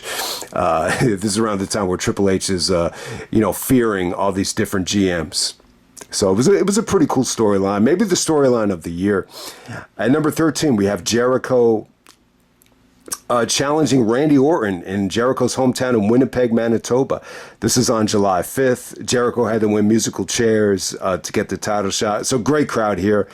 Great crowd for Jericho and Orton. The crowd really wanted it to be a world title shot, but since Orton is a heel, it made all the sense in the world. Plus, it really kind of elevated the IC title, I think, to a main event level. So great stuff between Jericho and Orton. Really underrated match. I think what took away from it is Batista's interference. Jericho was constantly, swatting Batista away, but the transition into the walls of Jericho in the finishing stretch here, the crowd is just going crazy. Ultimately, Orton takes advantage of Batista being out there and gets his foot on the rope for the finish. It's a pretty good match. It's just nowhere near as good as it could have been. I think WWE really could have gotten a lot more out of Jericho in Winnipeg. There's actually a house show in Winnipeg when Kurt Angle was champion with Team Angle, where he actually took on Jericho. Like, that's a house show that I wish they have footage of. I would love to watch that. I'm sure it's an incredible main event. With Jericho in Canada taking on Angle, Mr. USA as the champion. I think that could have been an awesome match. At number 12, we have Christian taking on Shawn Michaels from Madison Square Garden, October 4th. Really the highlight of Shawn's, return after taking the summer off. Him and Christian had a wicked match right here. Just really, really fun. Shawn worked the crowd, and the MSG fans are going crazy for him here. The total opposite of what we saw at WrestleMania 20 and Survivor Series 96. At number 11, we have Benoit and Jericho taking on Batista and Triple H. This is from December 13th. Really good stuff. I think the best tag that Benoit and Jericho had together in 2004. I think they look great here. This definitely had a better finish than the previous week where they booked this thing where Triple H is just, too emotional to compete. Ending is really cool. Batista actually pins Benoit with the spine buster. Triple H looks really stunned and intimidated after how strong Batista looks. So good stuff there, but the match was awesome while it lasted. JR even was impressed with this. He even said, what a friggin' Raw this is, because you also had that great Randy and Edge match, to kick off Raw. So good stuff there. Number 10, we have Trish Stratus taking on Lita. This is the main event of Raw on December 6th.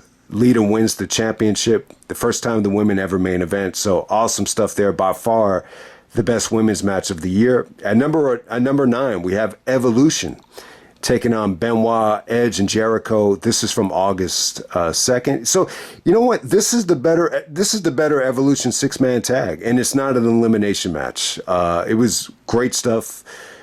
The ending here actually features Randy pinning Benoit clean with an RKO after Benoit has a sharpshooter locked on either Batista or Flair. I can't remember who it was. But, Randy pins Benoit. Awesome match right there. Definitely, I think this is it. I think this is one of the best out of all of these Evolution tag matches. I think this has got to be the best. So definitely check it out. Number 8, we have Evolution taking on Foley, Shawn Michaels, Benoit, and Shelton Benjamin. Or maybe this is the best one. So you have the thing that really stands out about this one is you have all of Evolution out there, including Triple H, and it's Foley, Shawn Michaels, Benoit, and Shelton Benjamin in Chicago, April 12th. The Chicago crowd is just red hot here. I mean, they're just incredible throughout this whole thing. No matter who is in there, whether it's Benoit giving Flair chops or whether it's, Foley and Triple H, going at it. So, yeah, I mean, really the last time you get to see Foley and Triple H actually wrestle each other, Shawn actually gets the victory here. I think he hits, Randy Orton with the super kick. So it's got a great finish.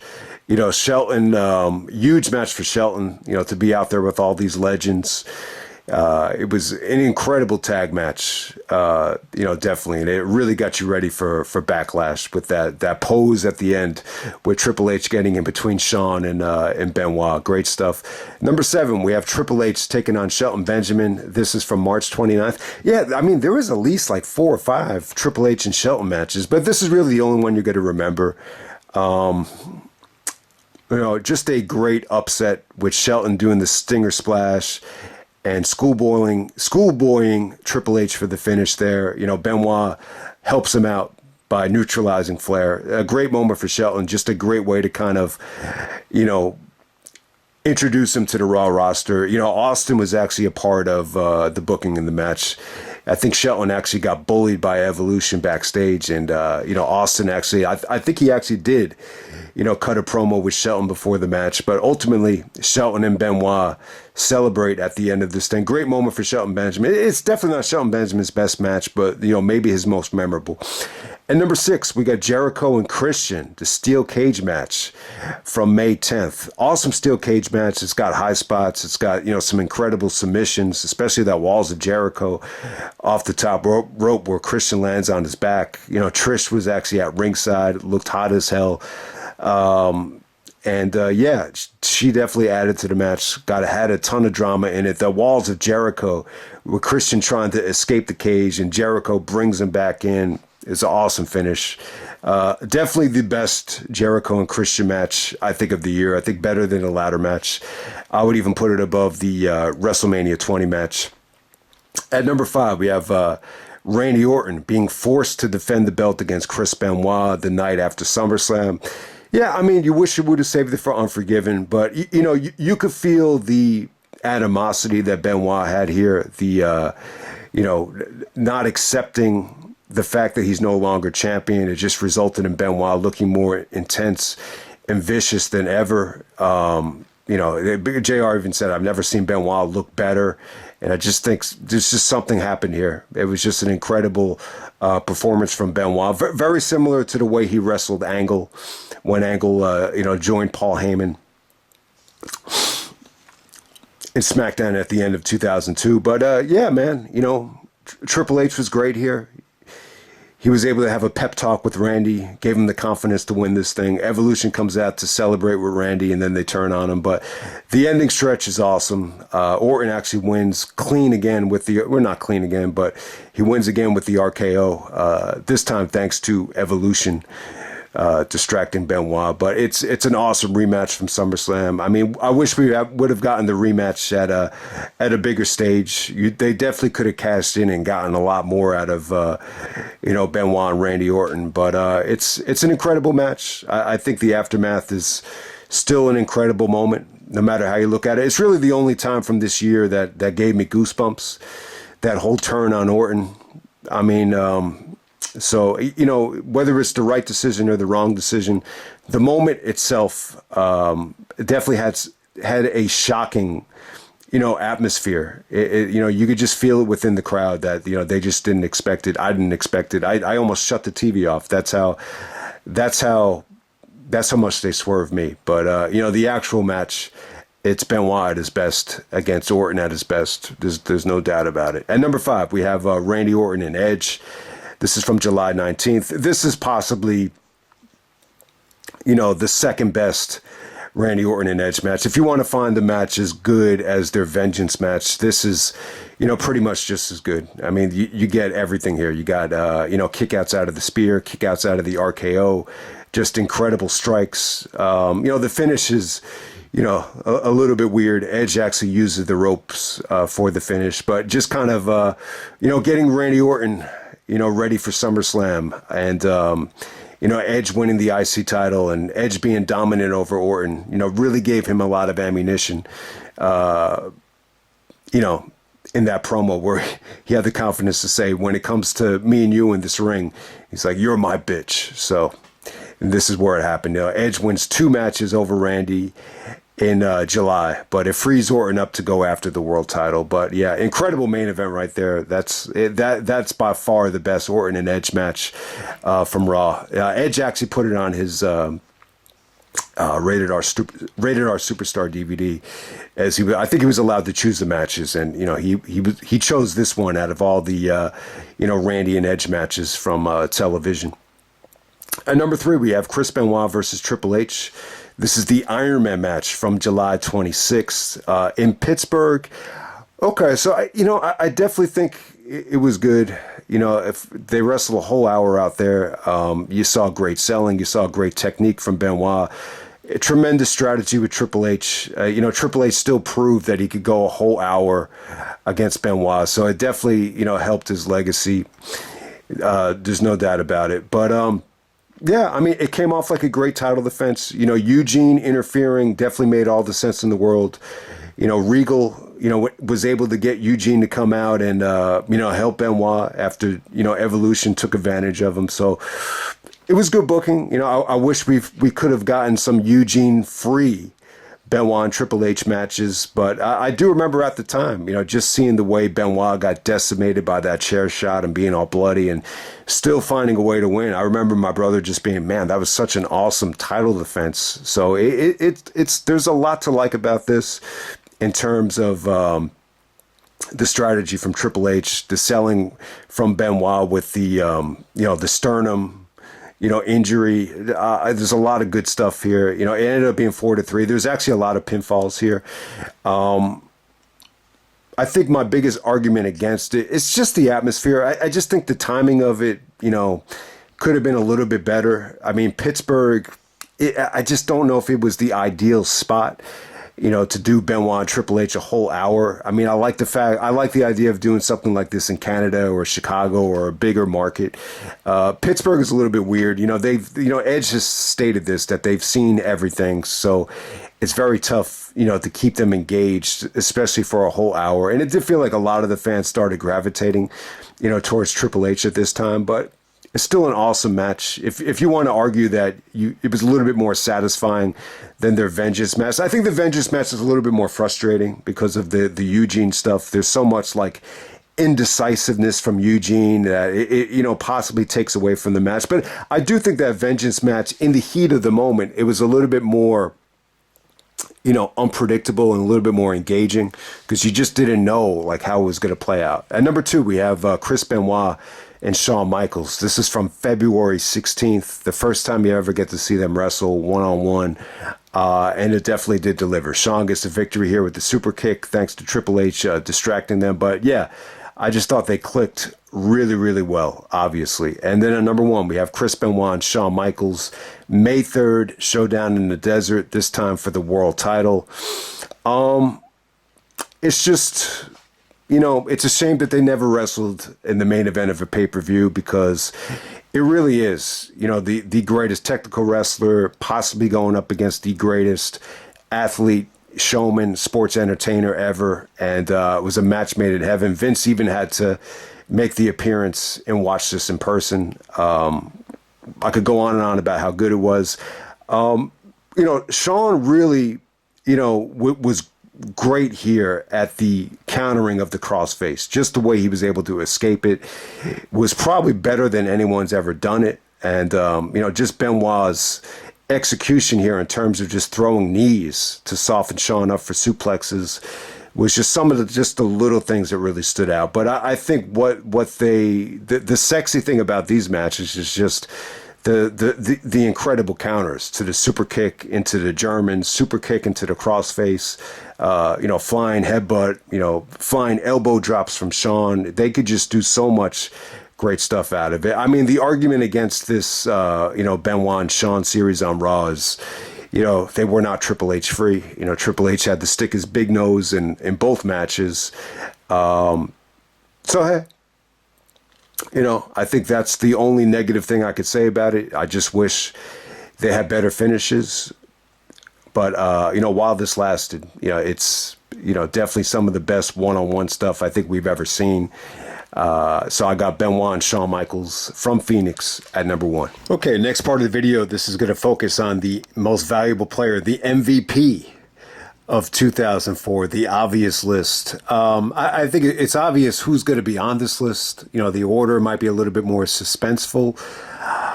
But yeah, let's get right down to it. We have 10 MVP candidates. This time it's just focusing on the Raw candidates.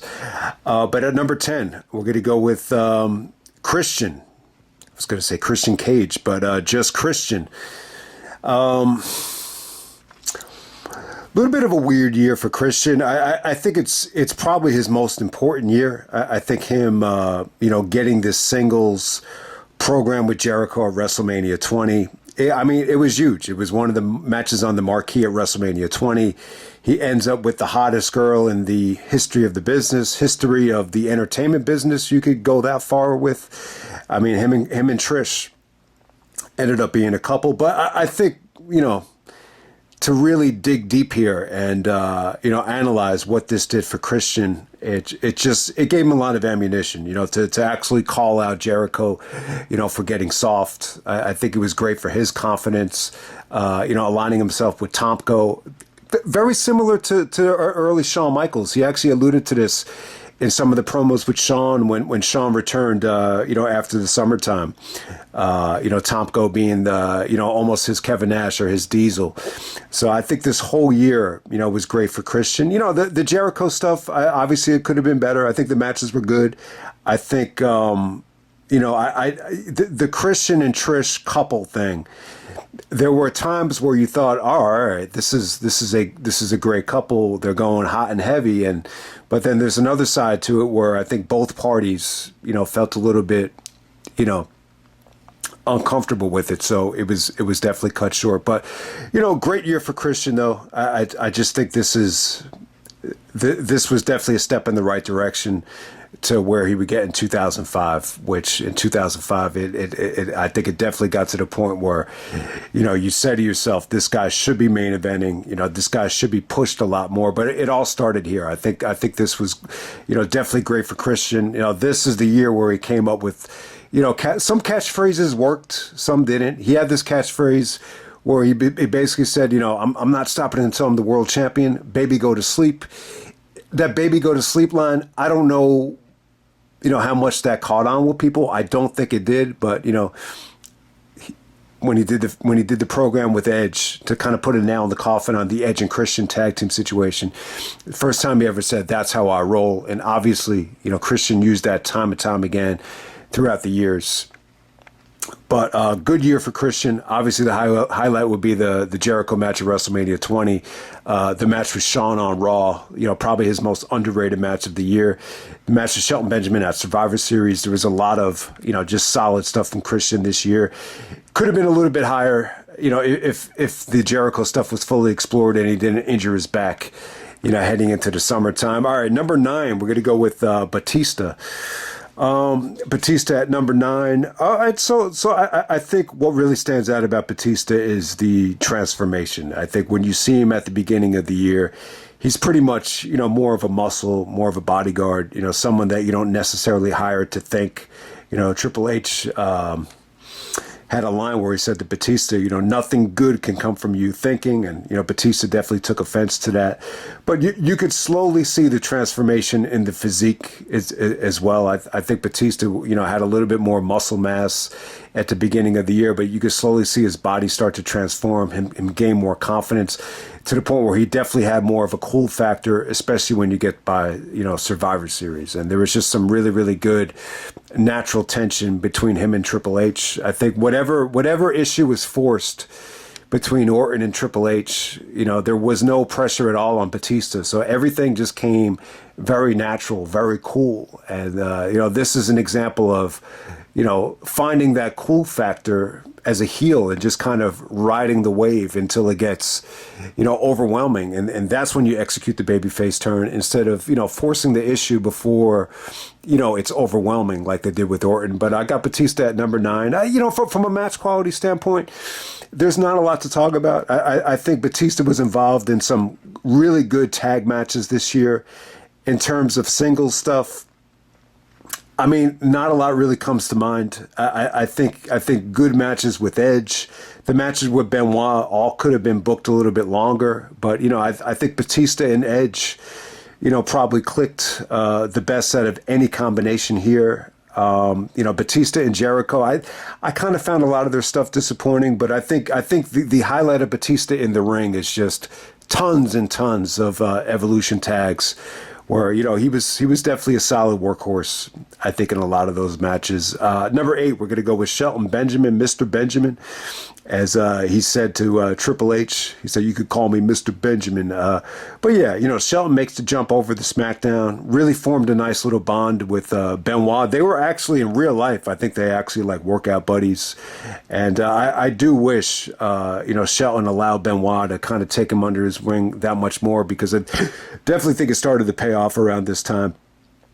Yeah, and you get the idea too that Benoit was a huge Shelton Benjamin supporter. You just would have loved to have seen those guys, fully explore what they can do in the ring as well. But yeah, I mean, they spent a lot of time, doing a lot with Shelton this year, especially with vignettes. They showed him growing up actually in Orangeburg, South Carolina, before he made the transition to the University of Minnesota, when he was Brock Lesnar's roommate. They just showed him talking very candidly about selling drugs and, weapons, him getting in trouble in middle school. And, eventually amateur wrestling was his outlet. It kept him busy. It kept him away from all the nonsense. And, that's why Shelton was such a, well-decorated athlete.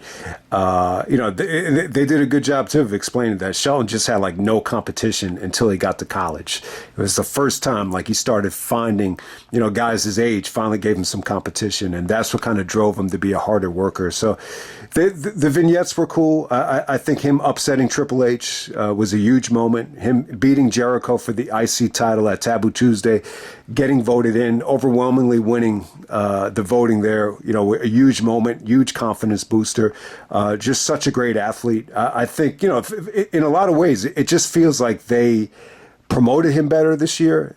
They gave him great theme music. The presentation for Shelton, I don't know if it ever really got better than 2004 and 2005, obviously. But yeah, in the beginning of 2005, that first half, Shelton will go on a tear. So this was just a nice step in the direction for Shelton Benjamin. Definitely the silver lining, the most underrated talent I think that they got from SmackDown was Shelton Benjamin. At number 7, I'm going to go with Trish Stratus. Great year for Trish. In the ring, I'll say this, the pay-per-view matches, whether it's the 4-way at Bad Blood or, whether it's the Victoria match, even the Lita match from Survivor Series, I can't say any of them, over-delivered. It, not exactly a spectacular year in the ring from Trish, especially when you compare it to, the best years that Charlotte and Sasha Banks have had. But hey, the gem amongst all of the matches is the main event of Raw against Lita. The match delivered, match of the month, one of the best main events of the year. The first time the women have ever main evented, Raw, and it was an awesome moment. And obviously, it was Trish's reign that came to an end. So I'm going to put her there because of that. In terms of just, I think it was a hard year for the divas. When you're seeing all these Diva Search girls, Christy as athletic and as sexy as anybody, and obviously Carmella, Playmate of the year. She's probably better looking than any girl on the roster besides Trish, you could argue. So it had to be a tough year for the women mentally. Obviously a lot of women have. Get extremely jealous, get extremely paranoid, at times when, a situation like that could happen. I'm sure it had to be a nerve-wracking time, but Trish was really able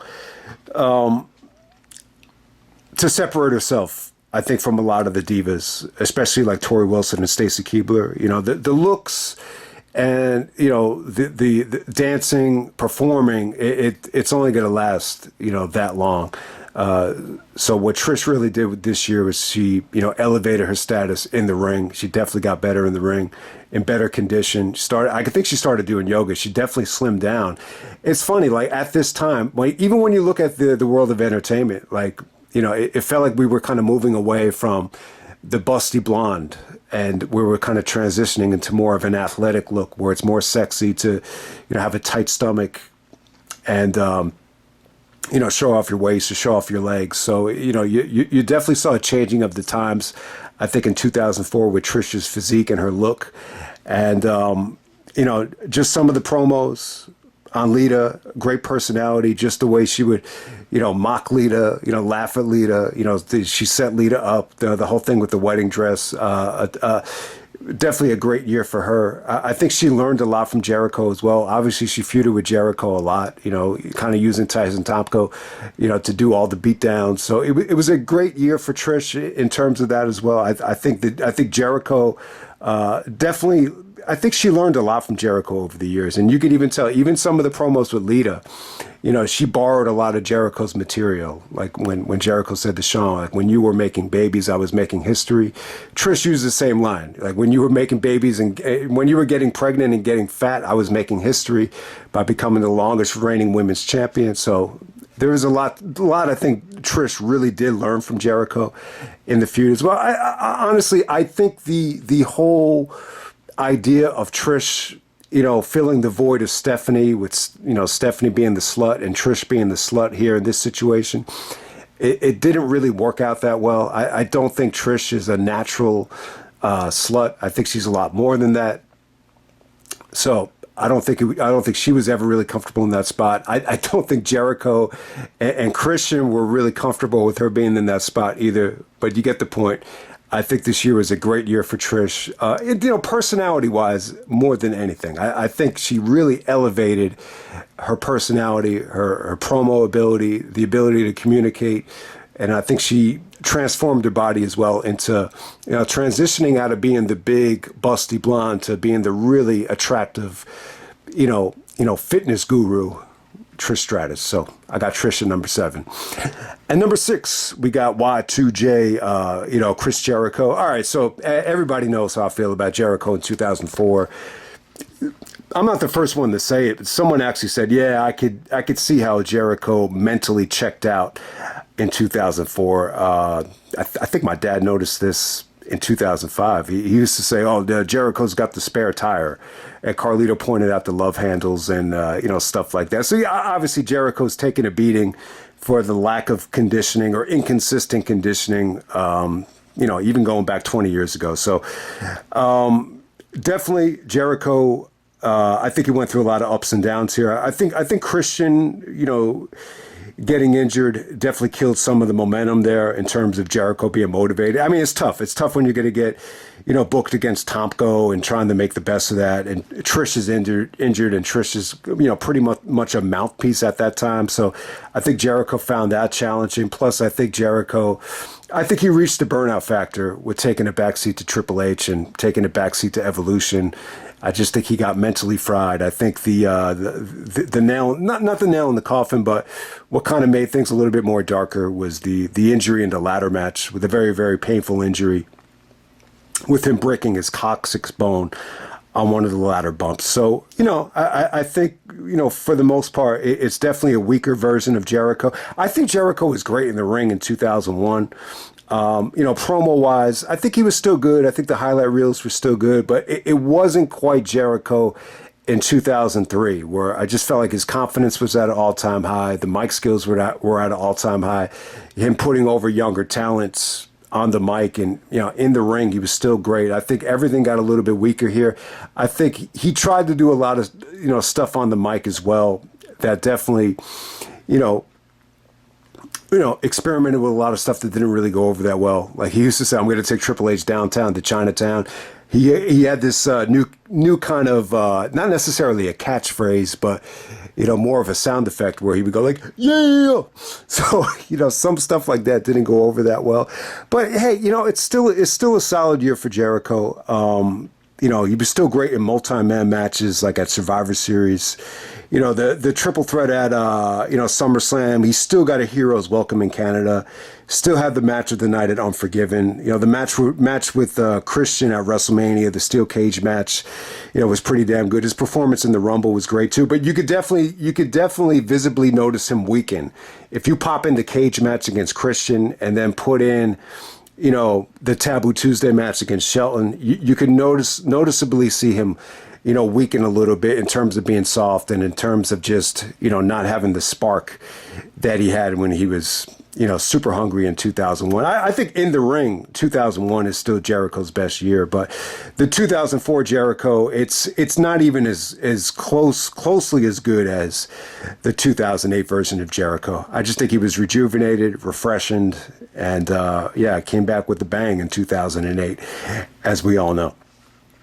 At number 5, I'm going to go with Edge. Adam Copeland, better known as Edge, number 5.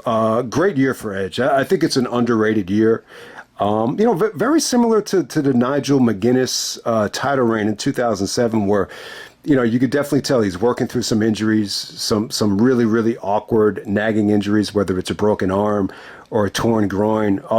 Even Shawn was kind of, taking shots at, and Christian as well, for Edge for, constantly getting injured. It almost became like a little bit of a joke with, a little bit of these frequent injuries from Edge.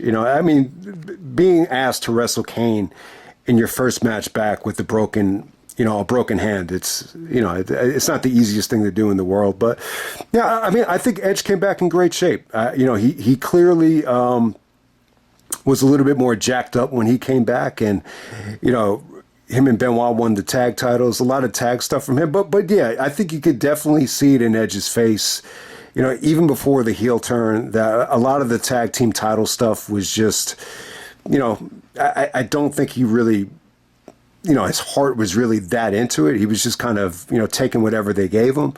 And, I do think the stuff with Randy, was really good. Even though people made fun of the promos against Randy and against Triple H in terms of him taking down Evolution, I thought there was like a lot of passion and a lot of fire there. So I think you could definitely see Edge, look hungry, to win the title. I think it's one of the best stories of 2004, just Edge's quest, to finally, get a world title shot after all these years, after, all the dues he paid, still hadn't gotten that world title shot. It just felt like his life depended on it. And man, I think the Orton stuff went better than anybody expected. There were really, probably the most underrated matches of the year. It wasn't just the one on Vengeance, but they had 3 matches on Raw. Every single one of them was great. The highlight would be the one in July, right after Vengeance. But I thought they were all really good. But yeah, I think the highlight from Edge is just the Taboo Tuesday stuff. Just him getting on the mic, talking about paying dues, and really going at Benoit and Shawn for having all the chances in the world at being in the main event, and it's finally time for a change, and him just being paranoid and blaming everybody. There's a scene where he attacks Christian. And he's yelling at the fans. He's like, "It's your fault. It's everybody's fault. It's everybody's fault while I'm not champion." So I think Edge's paranoia over the championship. But besides Triple H, I got to say, I think Edge did a better job, maybe even more than Benoit and even Orton, at illustrating how important the championship was to him. So, and number 4, we got HBK, the Heartbreak Kid, Shawn Michaels, coming in at number 4. All right, so what definitely hurt Shawn here in terms of, why is he not in the top 3 or number 1? I think Shawn has earned the right to take time off. I think we knew when Shawn came back, he was going to get, the privilege of taking a hiatus, more so than anybody because of the injuries and, the amount of stress that Shawn puts on himself when he goes out there and performs, particularly on pay-per-views. So yeah, but hey, the bottom line is Shawn missed a lot of time. He missed the whole summer. Unfortunately, he got hurt, leading into Taboo Tuesday. So that cost him, pretty much the summer and the end of the fall as well. So Shawn basically wrestled maybe 8 months, maybe 7 months total. But if you could look beyond the time off, I think Sean was great. I mean, he was really, on his way to having, I think the most consistent year he had in a while. You might have to go back to '96 to find a better year that Sean had until you get up to June. I think after Bad Blood, Hell in a Cell, that's where, Sean just wasn't involved, heavily throughout the rest of the year. But yeah, I mean, everything was great, man. The microphone work leading up to the Triple H match at the Rumble was great. Him going at Benoit and really illustrating the fact that, this is a huge moment for you. And as much as you deserve this, you're in my way and I can't let that happen. Just really good, genuine, solid mic work from Shawn Michaels. His performance in both triple threat matches, especially the WrestleMania 20 match, it doesn't get talked about enough. The Hell in a Cell with Hunter at Bad Blood, I thought it was a little bit over the top, but it was different for Shawn. I thought it was a different match. I think it kind of made you realize how good he can be as a brawler and an ass kicker. And, he's not just a high flyer. He's not just a over the top seller and a bump taker. So I think Sean, the way he clicked with Benoit too on both Raw matches, I think he was able to prove, how great of a wrestler he is as a counter wrestler, as a grappler as well. I just think he was able to show a lot in the Benoit stuff. So yeah, him and Benoit clicked, I think, better than anybody could envision. It's really one of the treats I think we got in 2004. It was a dream match that not enough people, I think, talked about as a dream match, and we definitely got it. So I got Sean at number 4. Not to mention, you probably got the most quality, television quality matches out of Shawn Michaels in 2004, compared to, maybe any other year ever. I mean, it's not just the Benoit stuff. It's not just the Triple H stuff. There was even some really, really good stuff that he did with, Christian, Shawn, and even Randy Orton. There's a couple of just, really under the radar, Randy Orton matches, especially the one leading up to Bad Blood. I know that kind of had a little bit of a crappy no finish, but his emotion and the way he worked the crowd in that match was incredible. So I got Sean at number 4. At number 3, I'm going to go with Triple H. I think when you look at Triple H in 2004, I think God damn it, it's really tough to say. Jericho actually said this one time, and I agreed with him. But now I'm not so sure. Clearly, he said that, at the time, talking about Triple H in 2000, that Triple H was in his prime in terms of, match quality and microphone work. So definitely, I still agree. I think the 2000 version of Triple H is, still probably the best you'll ever get from him in the ring.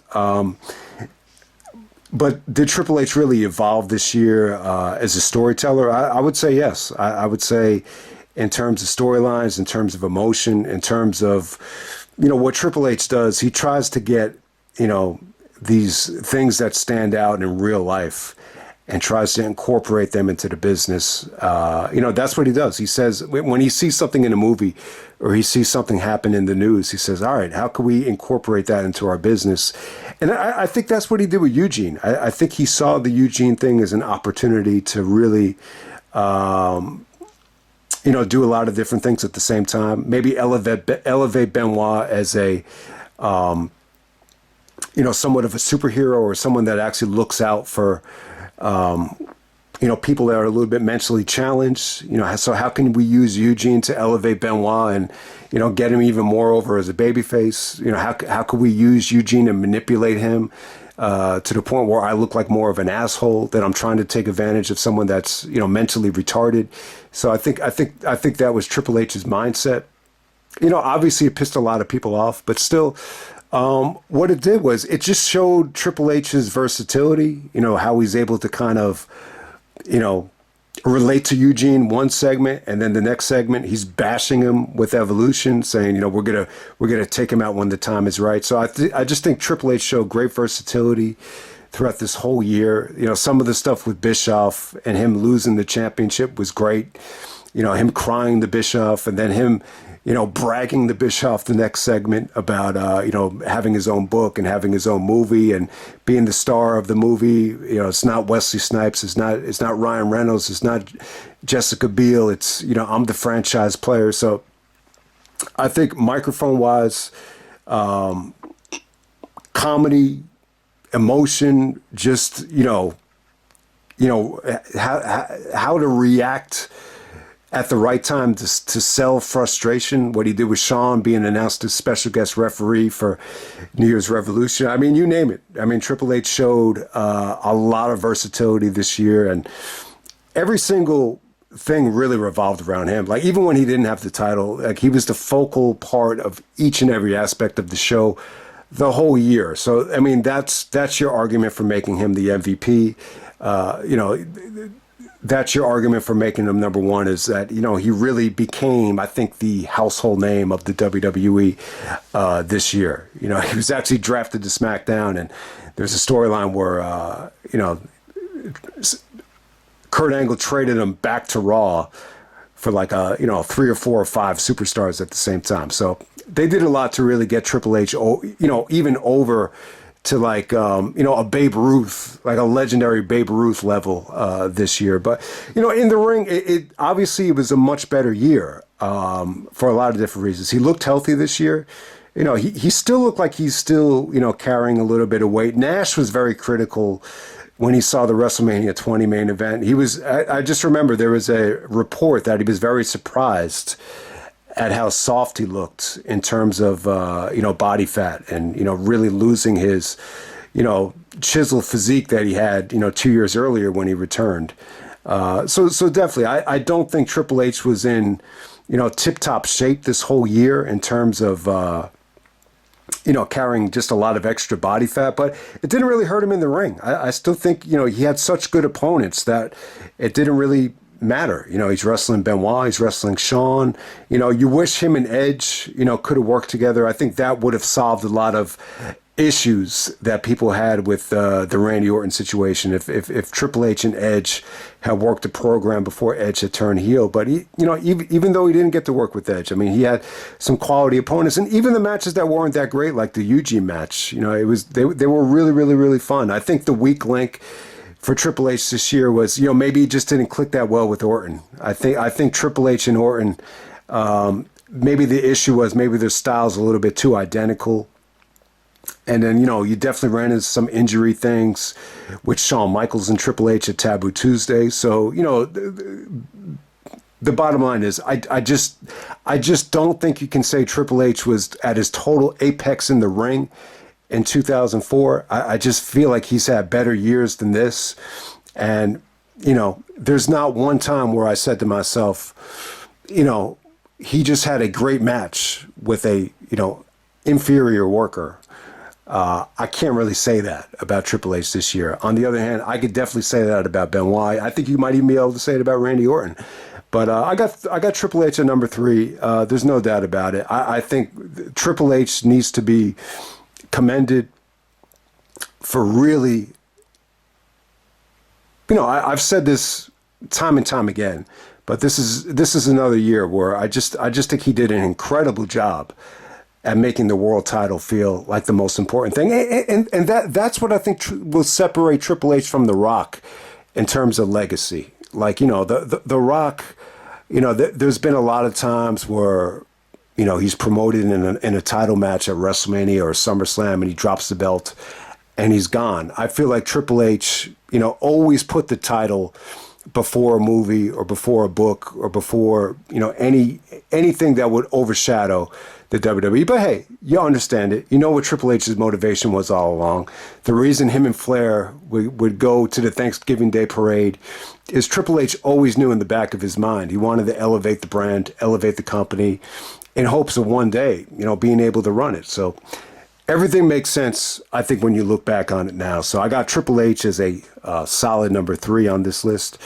At number 2, I'm going to go with Randy Orton. RKO, Randy Keith Orton at number 2.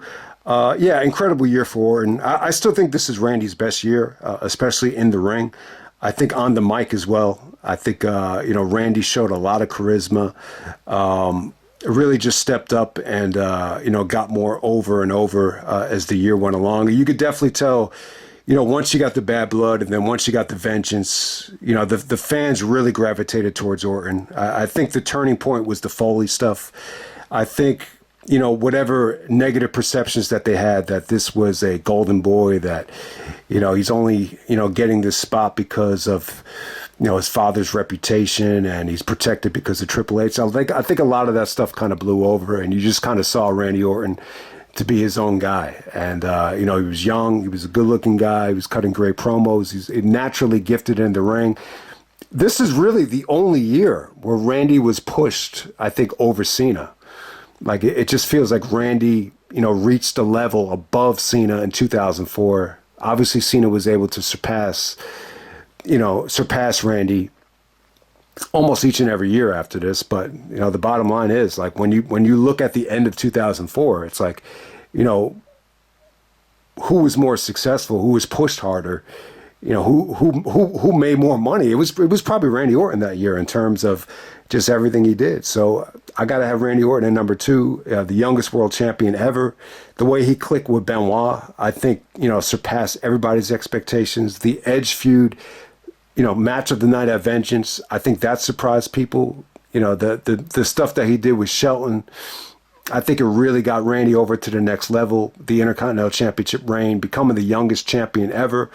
You wish it could have been booked differently. There's a million different options you could go to say, all right, what could we have done, to rectify this Randy Orton situation? But I think at the end of the day, if you just look at 2004, Randy was still, arguably the most over guy on the roster when you just look at the whole year. I mean, how many guys had RKO as their username or their, fantasy name, or, in the crowd? How many RKO signs did you have? You really didn't notice like any negativity or any booing of Randy in 2004. I think maybe the only thing, and maybe the only mistake that they made, was kind of, aside from the Triple H stuff, obviously, but, when you look at, Randy actually working with Flair, just the way Randy was disrespectful to Flair and talking down to Flair, like, look what you've become. Anytime, and you could even go back to the Steamboat feud with Flair, it's very, very difficult to try to get over against Flair, especially in this stage here where Flair is being celebrated as a legend and an old man and, this icon. I think maybe that was a risky thing to do. But hey, I don't really think you saw a lot of negativity towards Randy until, maybe the Elimination Chamber. That's really the first time where you could say Batista eclipsed Orton's popularity. And then you could see it trickle down slowly on Raw, leading up to the Rumble with some of the facial expressions. And you saw a little bit of booing there. But in terms of just 2004 as a whole, I think Randy had a successful year, even as a babyface. I think Survivor Series was a success. I think, Taboo Tuesday, even, that Flair steel cage match. And it's just in terms of him being over and delivering in the main event, I think that was a success. Obviously Unforgiven was, a nightmare for Randy. But hey, I got Randy Orton at number 2. No doubt about it. I even bought that shirt, man. Randy Orton Legend Killer Tour. I was never really crazy about any of the Benoit shirts. I actually did get the Benoit For Real hoodie for Christmas. I think the next year. I remember wearing it too. This girl was looking at me like she was getting turned on by it. I had the hoodie, and I must have looked really badass with that For Real logo on it. But to be honest with you, man, I was never really crazy about the Benoit merchandise. I don't know, maybe they just could have done a better job with some of his T-shirts. The best one was the 2001, Victim of the Cross. Was it Victim of the Crossface? I think that might be my favorite Benoit shirt. But yeah, I don't know, the For Real stuff, it never really drove me crazy, but it wasn't bad looking back on it. And then obviously I got number 1. I got Chris Benoit at number 1. All right, so just to be interesting here, let me make the argument against Benoit here in terms of why he shouldn't be the MVP, because I've heard people actually say that Randy when you go back to the original 2004 pay-per-view rewind, I've actually remember people actually saying Randy should have been the MVP. I would disagree with that. I would give it to Benoit. But I think the argument against Benoit was that, I think the Eugene stuff is the best case against it. I think he probably could have done a better job of connecting with the fans with the Eugene stuff. I think that was a tough situation. I think Benoit, more than anything in the world, wanted to go out there and just prove, how good he was as a wrestler. I don't know if his heart was in, any sort of Eugene, interfering in matches, catering to him in promos.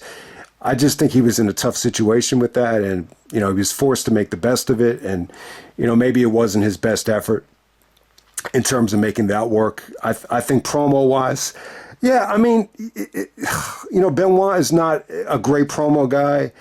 In some cases, I think he needs good material to work with. I think his promo ability is underrated. They're very passionate. They're very heartfelt. I think he's great.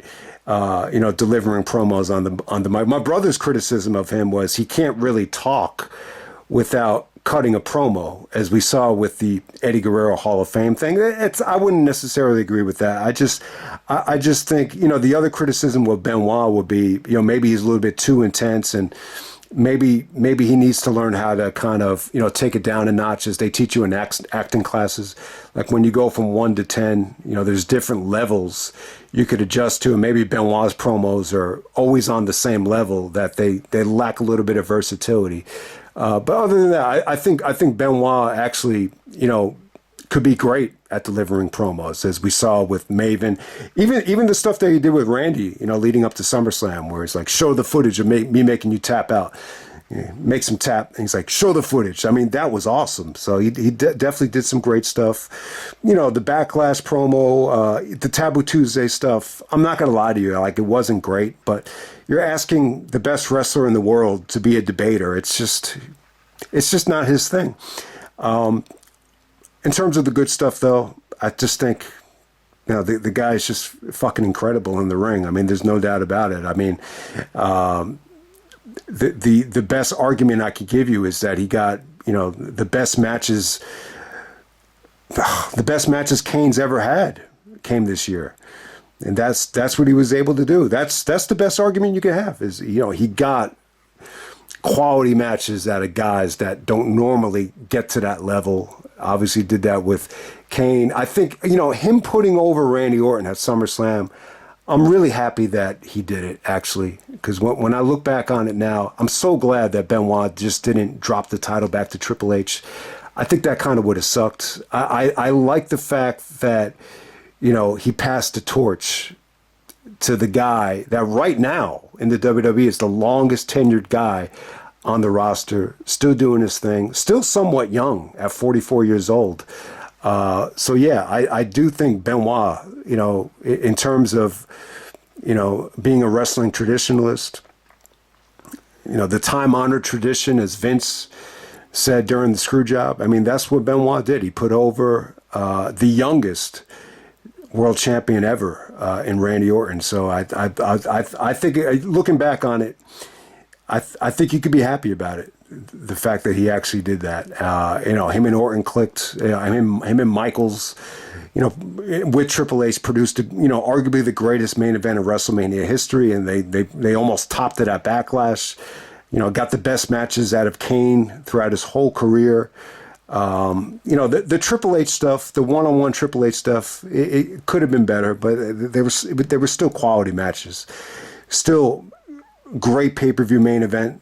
Still one of the best Iron Man matches that you'll probably ever see on free TV. It's still one of the best Raw main events ever.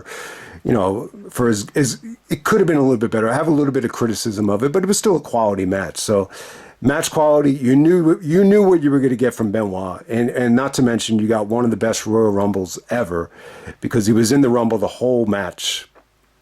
So you knew to me it's right up there with Flair's performance in '92 as a top 5, top 3, top 2 Royal Rumble ever. So could go on and on about how good Benoit was. I think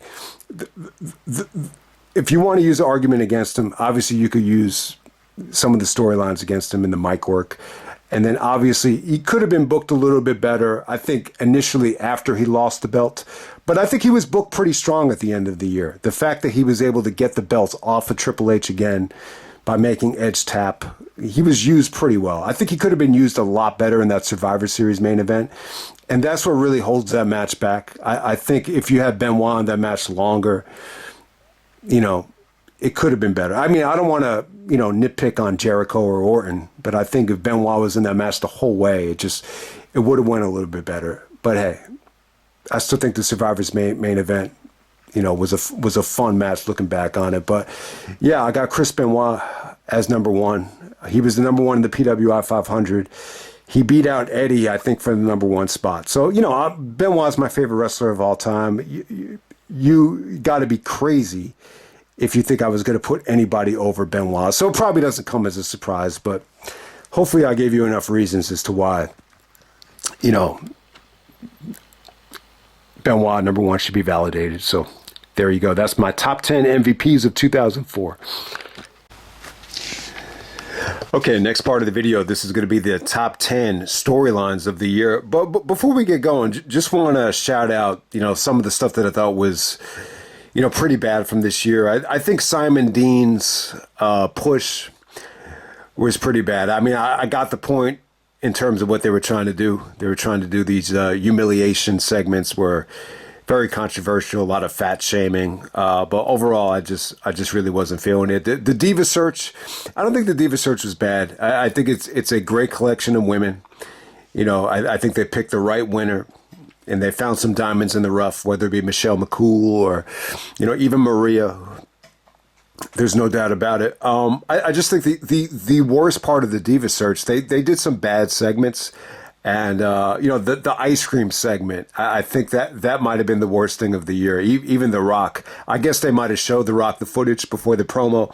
And The Rock had to actually bury the not so entertaining segment with the Diva Search girls and the ice cream. It was just really bad, especially Carmella was bad. You know, the tag division was bad. I mean, they just never really gave the tag division any time. You know, whether it be La Resistance, you know, Rhino and Tajiri were just kind of watered down. You know, the Hurricane and Rosie. Just nothing was allowed to greenlight to deliver. I mean, really the only thing that was memorable from the tag division was La Resistance's, you know, matches with Edge and Benoit, whether it be Taboo Tuesday, which was very well booked in terms of, you know, getting Edge over as a heel. And, you know, the match in Montreal, it had an incredible crowd reaction. But other than that, I think the tag division was pretty bad. You know, the Kane and Lita stuff, I would definitely classify that as bad. But this is actually going to be on my list, though, because of, you know, Kane. You know, I think the storyline really benefited other people. There was some good things about it, even though it was pretty much a bad storyline. But let's get right down to it. These are the top 10 storylines of the year. If I were to pick 10 that really stand out. Number 10, I have Austin actually giving Goldberg a ticket for No Way Out. You know, it costs Brock the title. Brock retaliates. Finally shows up on Raw for the first time in, you know, what felt like almost 2 years. F5's Austin and steals his ATV. I thought that was a little bit of a fun storyline to kind of, you know, buy them some time to build up WrestleMania 20. And number 9, I have the Triple H and Shawn Michaels, you know, storyline where they're constantly attacking each other. You know, Triple H not allowing Shawn to get a title shot, and it just sets off Shawn to the point where him and Triple H just can't coexist without Bischoff emptying out the locker room. You know, they did what they had to do to get you excited about Hell in a Cell. So I got that at number 9. At number 8, obviously Foley is, you know, suffering some incredible beatdowns from Evolution, and he needs The Rock to help him for WrestleMania. So I got that as the number 8 storyline of the year, just Foley's, you know, over not just The Rock stuff, but just Foley's, you know, the whole process of just getting him ready mentally, you know, to take on Randy Orton for WrestleMania and ultimately Backlash. At number 7, I got Jericho Get Soft, and, you know, Jericho's, you know, fascination with Trish and him being a sucker for love really turns off Trish, and Trish wants someone that's a little bit more vicious and mean, vicious and delicious. is the title that they gave Trish and Christian for the Raw magazine. So Trish turns on Jericho. So I got the Jericho Trish Christian turn. I got that at number 7. At number 6, Evolution turns on Randy Orton. Ultimately, you could argue that it backfired because when Triple H did win the belt back, Orton as GM, got the belt off the Triple H. But the whole Evolution turn on Randy, I think it was a shocking storyline for that time. I mean, you could argue for days about when to actually pull the trigger and execute it, but I still think it should make the list. At number 5, I have the Kane and Lita, the pregnancy angle, where, Kane wants an offspring and a sacrifice, ends up being Lita, and Lita actually does get pregnant. It definitely didn't benefit Matt Hardy. I would say Matt really, just didn't fit in this storyline at all. Really didn't find myself talking about Matt Hardy until now, actually, and for this whole video. Really, I think it benefited Trish, though, and Snitsky. Obviously Snitsky ended up killing the baby, and, Snitsky was what forced Kane to turn babyface. So it accomplished a lot in terms of, finding a diamond in the rough in Snitsky. Really, that I think they struck gold, with Snitsky, at least for a little bit here. And then, ultimately it was great for Trish. Trish really developed her personality by mocking Lita. She did some really awesome stuff, with the other divas. Obviously mocking Lita for, gaining weight, being pregnant, calling Lita chubby. And then, the screaming segment where Trish acts like Kane is coming to them. She starts screaming, and then Lita starts screaming as well. And then Trish just laughs about it. So really the highlight of Trish's, I think, personality, at least up to that point in the WWE, came from the side effects of the, Lita pregnancy angle. So I got that at number 5. At number 4, I'm going to have Benoit's quest to win the world title interrupt Shawn from finishing the job and, putting the nail in the coffin on Triple H. Obviously, Benoit, was going to get in the way, and, Shawn wasn't having it.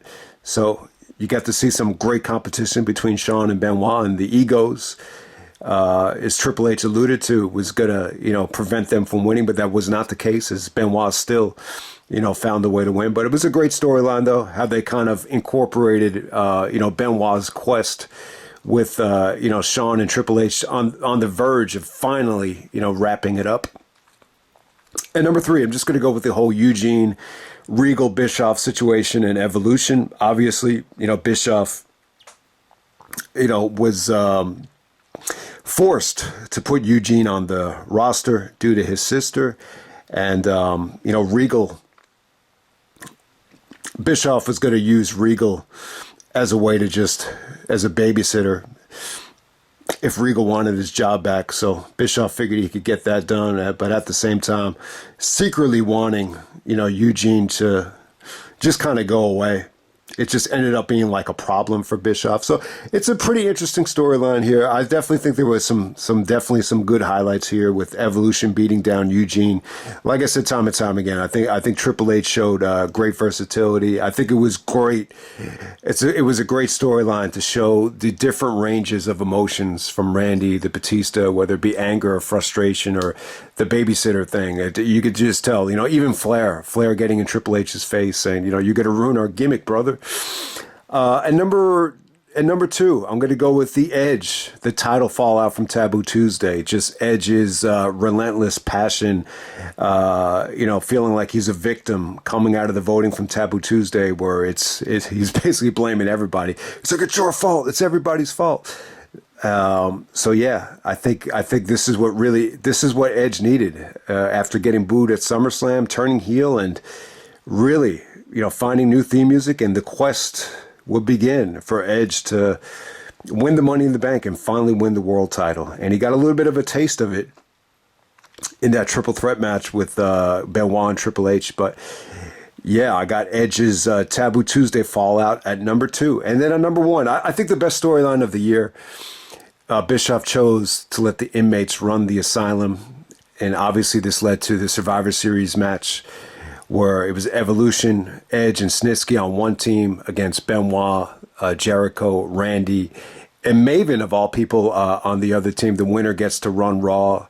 And it was definitely a great storyline. This kind of led to, Triple H not trusting his partners. And then at the same time, Triple H being forced to, deal with a different GM each and every week and just finding his life miserable, trying to weasel and do whatever he could to get out of the situation. And then it got so bad that, Vince had to get involved. And ultimately, Triple H does get the title off of him. But good stuff here. I think the Survivor Series stipulation paid off. It felt meaningful. It had a purpose to it. Triple H loses the belt. It resulted in some great tension with Batista along the way. Just great storytelling left and right. You had different guys getting an opportunity like Maven and Snitsky. Maybe Maven dropped the ball. Snitsky, I think, overimpressed. You wish certain guys could have been used a little bit better, like Jericho. But yeah, I think they made the best of it. And, Randy, not having the ability to challenge Triple H, kind of led him as more of a leader and a GM than a wrestler. So I think that paid dividends as well. So there's a lot to like in terms of that whole Survivor Series. Even if you weren't a big fan of the Survivor Series show, I still think that was a memorable build up and aftermath when you look back on the fall of 2004. Okay, this will be my top 10 moments of the year. So these are going to be moments that are really kind of away from wrestling, not involving a title change or any sort of wrestling moment. These are just non-wrestling moments. So going to give you 10 right here. At number 10, I'm going to go with Batista looking at the world title after Triple H is a little bit disgruntled at Snitsky and Edge's motivations leading into Survivor Series. Triple H actually leaves the world title behind. Batista takes the title and just starts to look at it. And yeah, I mean, this is what really opened the door to start testing these reactions to see, whether Batista would be a more engaging fit for the main event of WrestleMania. At number 9, I'm going to go with Trish actually interrupting the wedding from hell.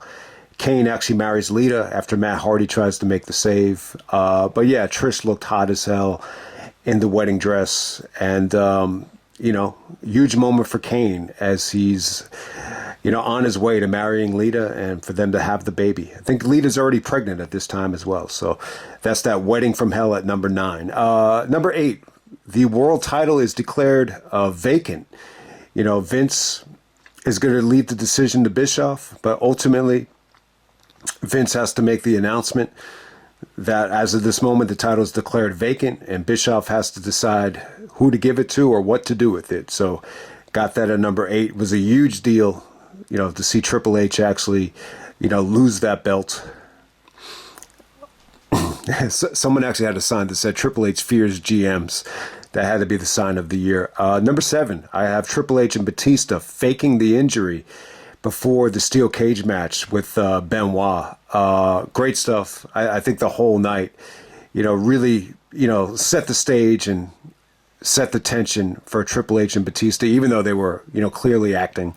The doctor was acting. You see Triple H with the torn shirt and he's trying to pay off the doctor. And at the end of the night, it looks like they're about to go and then they start cracking up and laughing. It feels like this was almost a little bit inspired by that finger poke of doom, from WCW when you look back on it. But yeah, great stuff there between Triple H and Batista faking the injury. I always thought that would have been cool to see Benoit and Triple H in the steel cage, but it just wasn't going to happen. Number 6, we have Randy Orton spitting in Triple H's face. I got to go with this as the moment from Randy. There was a lot of cool moments from Randy, coming off of the Evolution turn. The portrait segment was cool, where he's really illustrating that it was all about Triple H. When he comes out of the cake, they were expecting like some stripper to come out of the cake. I guess it could have been Christy Hemme. But, Orton comes out of the cake. It's kind of an over-the-top moment. But, I think, Triple H and Orton, when Orton spits in Triple H's face, I know there's mixed feelings on the spitting thing. Austin doesn't like it. And I know a lot of other guys think it's cheap heat when MJF does it. And, but, it was really, really cool how they were able to find a way to use it as to get a babyface reaction. It probably would have only worked if it was Triple H. And but the most interesting part about this is Triple H actually wanted the title back. He's like, Randy, hand me that championship. He just wanted it back, you know, just the same way Bischoff gave it to him, but to no avail. Orton spits in his face, and he's going to break away and do his own thing from Evolution. So I still think that was a pretty cool moment. I got that at number 6. At number 5, I have Snitsky actually killing the baby, where Snitsky hits Kane with the steel chair, and Kane falls onto Lita, and it kills the baby. You know, him punting the baby is actually a better moment, but you know, you could classify more of that as a funny moment, but I got Snitsky killing the baby at number 5. At number 4, I just have Shelton Benjamin, you know, being drafted to Raw. I mean, this is a really interesting time with this draft where Triple H is actually drafted to SmackDown and he's actually traded back to Raw. The silver lining would just be Shelton Benjamin. I think Shelton stole the show from the draft. Just the way he was booked, just the way his match with Triple H was executed. So Shelton being drafted to Raw will be my number 4 moment of the year. At number 3, I have Evolution, the beatdown on Eugene. Obviously, Eugene did not do the job at Vengeance when Triple H took on Chris Benoit for the belt. The aftermath featured, you know, Triple H kind of talking to Eugene politely and babying him, and Evolution being a little bit befuddled of Triple H's demeanor towards Eugene. But at the end of the night, there was a huge beatdown on Benoit and even bigger beatdown on Eugene. One of the best beatdowns ever. It almost felt like a lot of people that did not like the Eugene storyline. You know, at least the payoff was you got to see Evolution just beat the crap out of him. You got to see RKOs, pedigrees, and a lot of blood. So I got to the number 3. At number 2, we have Shawn Michaels actually super kicking Chris Benoit and signing the contract for WrestleMania 20. I love the moment. This shows you how good the moment is. My brother's like a huge Shawn Michaels fan, but he's a Benoit fan too. And, you know, he wanted Benoit to win the belt, you know, for years. But, you know, when Shawn super kicked Benoit, like he was, yeah, it was like the first time that actually made him hate Shawn Michaels. So I got that as the number 2 moment of the year. And then the moment of the year, Evolution turns on Orton the night after SummerSlam. Just the way it was done is why I didn't expect it. You know, from the backstage vignettes of Triple H talking to Orton about, you know, what a big deal this was, becoming the youngest champion. Triple H almost trying to give him confidence. That, I don't know. I think maybe a lot of people thought Triple H would take a back seat, but it just wasn't going to happen. You know, this is just very difficult to book. And I know a lot of people would love to have seen, you know, Triple H feud with, you know, keep feuding with Eugene, you know, maybe feud with Regal at Unforgiven, to just have him do something to kind of, you know, keep him away from the world title scene. But when you really think about it, when you look at this whole year, there wasn't one part of the year where Triple H wasn't, you know, involved with a storyline involving the world title. And it's just, at the time, it was the most important thing to him. It was more important than the movies, more important than promoting the book. There's just no way. It's almost the equivalent of having, like, if anyone's seen The Sopranos, it's the equivalent of having, you know, like a rat or someone that's like working with the FBI and just, you know, Tony Soprano just kind of letting them, you know, hang out with the family or stay with the crew. It's just unrealistic. And that's kind of the analogy I would use. It's just unrealistic for Triple H to take a back seat to Orton while he's the champion at 24 years old. You just can't see it happening. I mean, there's a million different ways, you know, you could have booked this. You know, I actually like the idea of Benoit winning the title back the next night, because you could still say Randy's the youngest champion ever. We just kind of did it just to put an end to the Brock Lesnar title, or Brock is the youngest champion ever. And you could eliminate that by just giving Benoit back the belt, and you could still keep Orton in Evolution. You know, that would be one option. I think the option everyone would have loved is, you know, Orton to stay heel as champion and keep feuding with Benoit. Would have loved that. You know, Orton actually running with the title as a babyface just a little bit longer. I don't know. It's tough to say. It's probably one of the more difficult, you know, situations to ever book. But I'm not going to take away from the actual turn. The turn shocked me. I think Batista was great. just yelling at Orton, like, you're nothing without us, Orton, you're nothing without us. I just think Triple H was incredible here. The way he took the championship and was like, this is me. It'll never be you. He's like, this is evolution. This is me. It was really something to see. And the fans gave him a ton of heat. And you got to keep in mind, this is coming off of an incredible heel promo from Orton. And they were still able to, get an incredible amount of heat. So if anyone notices, Orton actually drops like this gold blade in the middle of the ring before the beatdown. So it was cool. It really does give me goosebumps. And I think a lot of it just has to do with the way the crowd reacted. But when you look back on it, as soon as Batista, had him over his head, you should just definitely saw this coming. So I think Triple H did a great job with it. Obviously, Flair had to embrace it. Obviously, Batista, took Orton's opening promo as a diss as well. So I got that as number one moment of the year. Okay, so there was some incredible feuds in 2004. At number 10, I'm going to go with Shawn and Benoit. These two guys never really, feuded in terms of it being heel versus babyface. But I definitely think you had some good tension, between both of them. Obviously, the highlight being Shawn, super kicking Benoit and signing his name on the contract. But in terms of the natural animosity between both guys, I think Shawn, there really wasn't a lot of history between the two, with Benoit being in WCW and being more of a Smackdown guy. But it did seem like Shawn had a little bit more natural respect, for Benoit, as compared to even somebody like Bret. I think Shawn had this attitude towards Bret, like he was a little bit past his prime, or wrestling more of an old school style. But it definitely did feel like Shawn, thought Benoit deserved the moment. But he just felt like Benoit was, getting in his way. But I think they had good, chemistry with each other in the ring, out of the ring. I definitely think you had some good, tension there between, both of them, especially,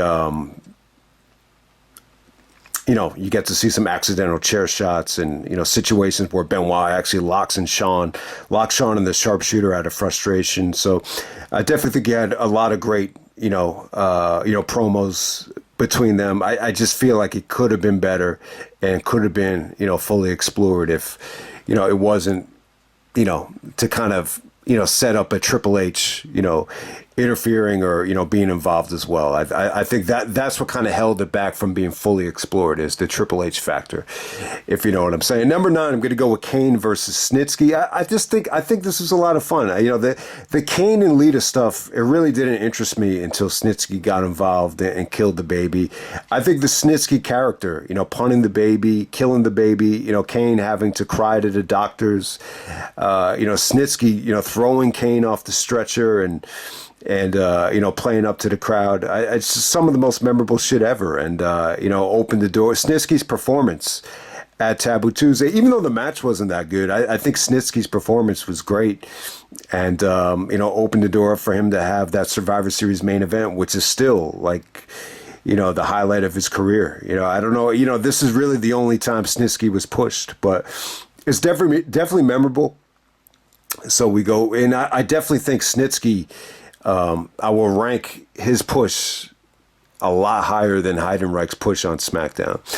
At number 8, Edge and Benoit. The Edge-Benoit feud was good looking back on it. I think it kind of goes under the radar, how much these two guys, feuded with each other. Because Shawn was injured, Benoit had to be the kind of fill that void. He won the tag titles, essentially by himself. And, Edge is more concerned with promoting his book and basically just saying he's sick of being a tag team wrestler. So, and then Benoit really takes exception, to the way Edge talked down to him with, Triple H finding a way out of that cage match. So just resulted in some good matches, between both of them, some good tension. And, both of them were just heavily involved with, taking that belt off of Triple H. the month of November, they found themselves working against each other, pretty much every single Raw. So I think the Edge and Benoit feud definitely kind of goes under the radar as a good feud, even away from the wrestling. At number 7, we have Triple H and Randy Orton. Obviously, these two guys are going to feud over the next decade more than we would have liked to, but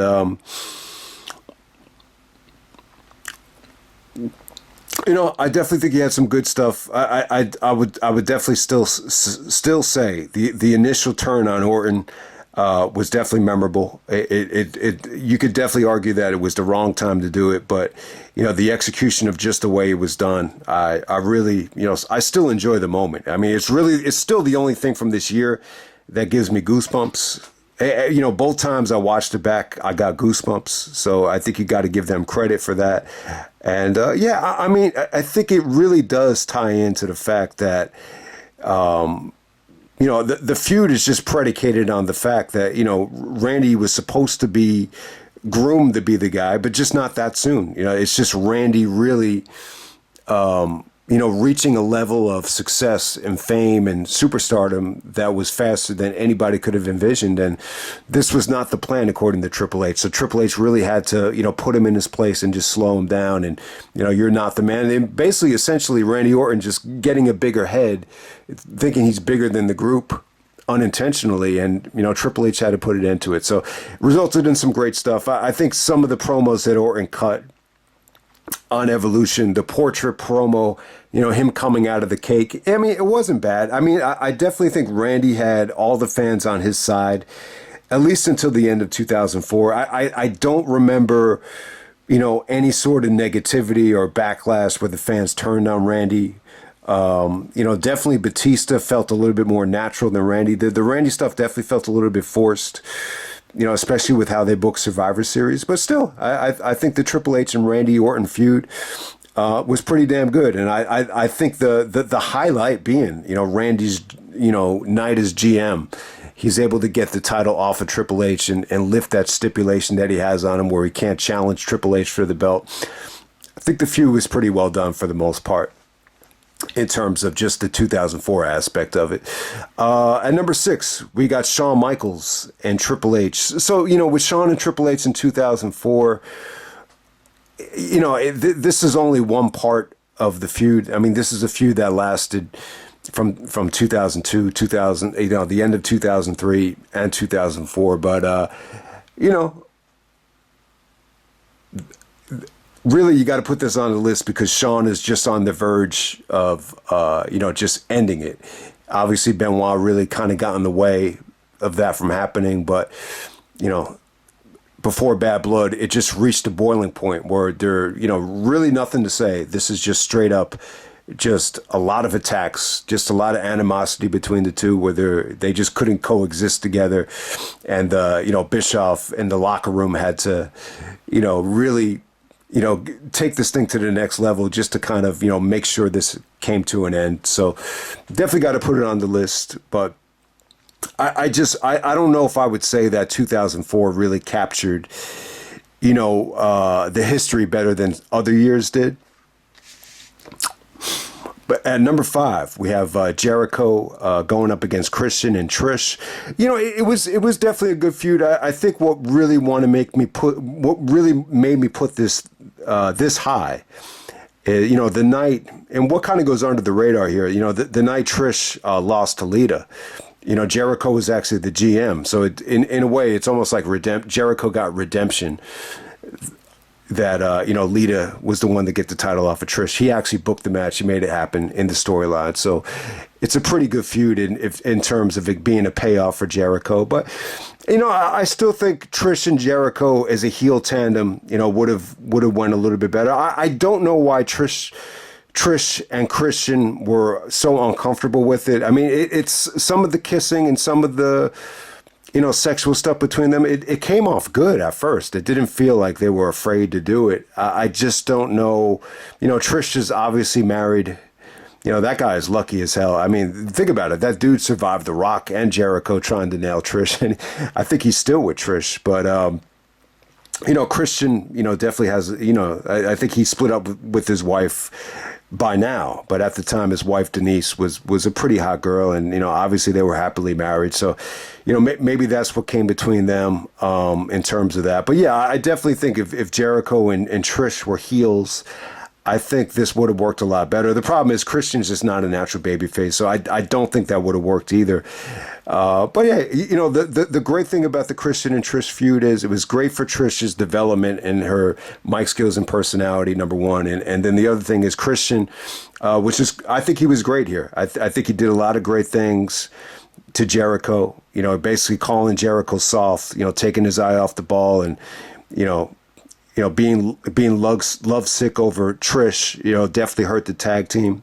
And you forget, the swerve of WrestleMania was a swerve, man, because it was tough to think that was going to happen when you see the way Christian, attacked Trish. He actually, was supposed to lay down for her. And it didn't happen, and he ended up attacking her. And it's just kind of, you thought it would be a little bit far-fetched to see them, aligned together, but that's exactly what happened. And, we've been dying for the Jericho face turn, for years. And it didn't go as good as, we thought it would, but, but this is what got the job done. It was still a good feud, nonetheless. They definitely had some good matches. Some good moments between them. You get the feeling that it wasn't fully explored and it was definitely rushed. I don't think that cage match would have happened that soon if Christian didn't get injured. They probably would have saved that for Bad Blood. I know Bad Blood was a Hell in a Cell, so maybe not. I don't know. Who knows what would have happened and how this would have played out? But you definitely get the feeling that it just wasn't fully explored due to the Christian injury. At number 4, I got Edge and Orton. I think this was a great feud. I think on the microphone, in the ring, they just had great chemistry, whether it's jealousy, competitiveness, the two guys that are young and hungry. I think Orton beating Edge to the punch with winning the world title was a huge blow to Edge's ego. And he was able to really show that frustration, once you got to Taboo Tuesday. I love some of the promos between each other. They were so good that it was just tough to tell, who is the babyface and who is the heel, because they just had so much venom between them. Number 3, going to go with Eugene versus Evolution. Definitely think there's a lot to like here in terms of Triple H's versatility. The way he's so frustrated with Eugene for not doing the job, and next minute he's talking to Eugene and kind of babying him and trying to make him feel good. So you saw probably the best versatility of Triple H's career on the mic. But it was definitely a great feud. I think what it did was it really helped Randy a little bit. I definitely think it made the fans, gravitate towards Orton, that he was frustrated with being a babysitter. Batista was able to show great anger and great emotion, and it just resulted in, one of the best beatdowns of the year on Eugene. It's almost like, a 4 horsemen like beatdown, and it was on Eugene and, Benoit as well. But hey, I definitely think there was some great stuff with Regal, Eugene, Bischoff, played his role nicely. I think if you could look past the fact that Eugene is interfering in matches and spamming finishers or devaluing finishers like the stunner and the rock bottom, the dialogue between Triple H and Eugene especially. Was pretty damn cool. And the reason it worked is, Eugene's favorite wrestler was Triple H, and made Triple H believe, how could we use this to get the world title back, because I can't beat Benoit. So it was pretty cool looking back on it. Number 2, we get Randy Orton and Mick Foley. I think this was a great feud. Obviously it took Orton to the next level, and Foley just proved how good he was. With this whole thing, just the slow burn of, walking out and Orton spinning on him and, really awakening the beast inside of Foley. It was just a great match, and it made people change their, opinion on Randy Orton. He had this negative perception going into it. Coming out of it the night after Backlash, the perception totally changed. So I got Orton and Foley at number 2, the best feud of the year. The number 1 feud of the year for me is Triple H and Benoit. I just feel like the feud lasted the whole year. Triple H never beat Benoit, and a lot of what went on this year was done because Triple H knew he couldn't beat Benoit. Going to the Eugene stuff, even the Randy Orton stuff. I love the fact that Randy, was the one that beat Benoit because Triple H couldn't do it. I do feel like if Triple H just won the belt from Benoit, whether it be at SummerSlam or the Iron Man match, I think that would have sat even worse with people. I think the great thing looking back on it now is, Benoit was able to put over a young talent that was able to have, more longevity than almost anybody, in the business. So I definitely think that helped out a lot. But yeah, just great natural tension between Triple H and Benoit. Both guys have tremendous amount of respect for each other. Just the stare downs, the promos, just the selling from Triple H with, the crossface, and just him knowing that he couldn't beat Benoit was just a great story, I think, throughout this whole year. And then obviously Benoit's frustrations with the politics and evolution, and never really getting a fair rematch against Orton, just drove him insane. Or a fair rematch against Triple H, even while he was champion, drove him crazy, because Triple H knew he couldn't beat him. So would do anything, get Eugene involved, weasel his way out of it, hire a doctor, do whatever, even preferred having Randy Orton as champion, because he knew he could take advantage of Randy Orton's, ego and, inexperience. So I definitely think Triple H and Benoit, even though it's not like a great feud in terms of, back and forth on the mic, I definitely think there was some great stuff there, even from Triple H on the mic with, him giving Benoit a sense of reality if he does fail. So there was a lot to like here throughout this whole year. So I got that as the number 1 feud.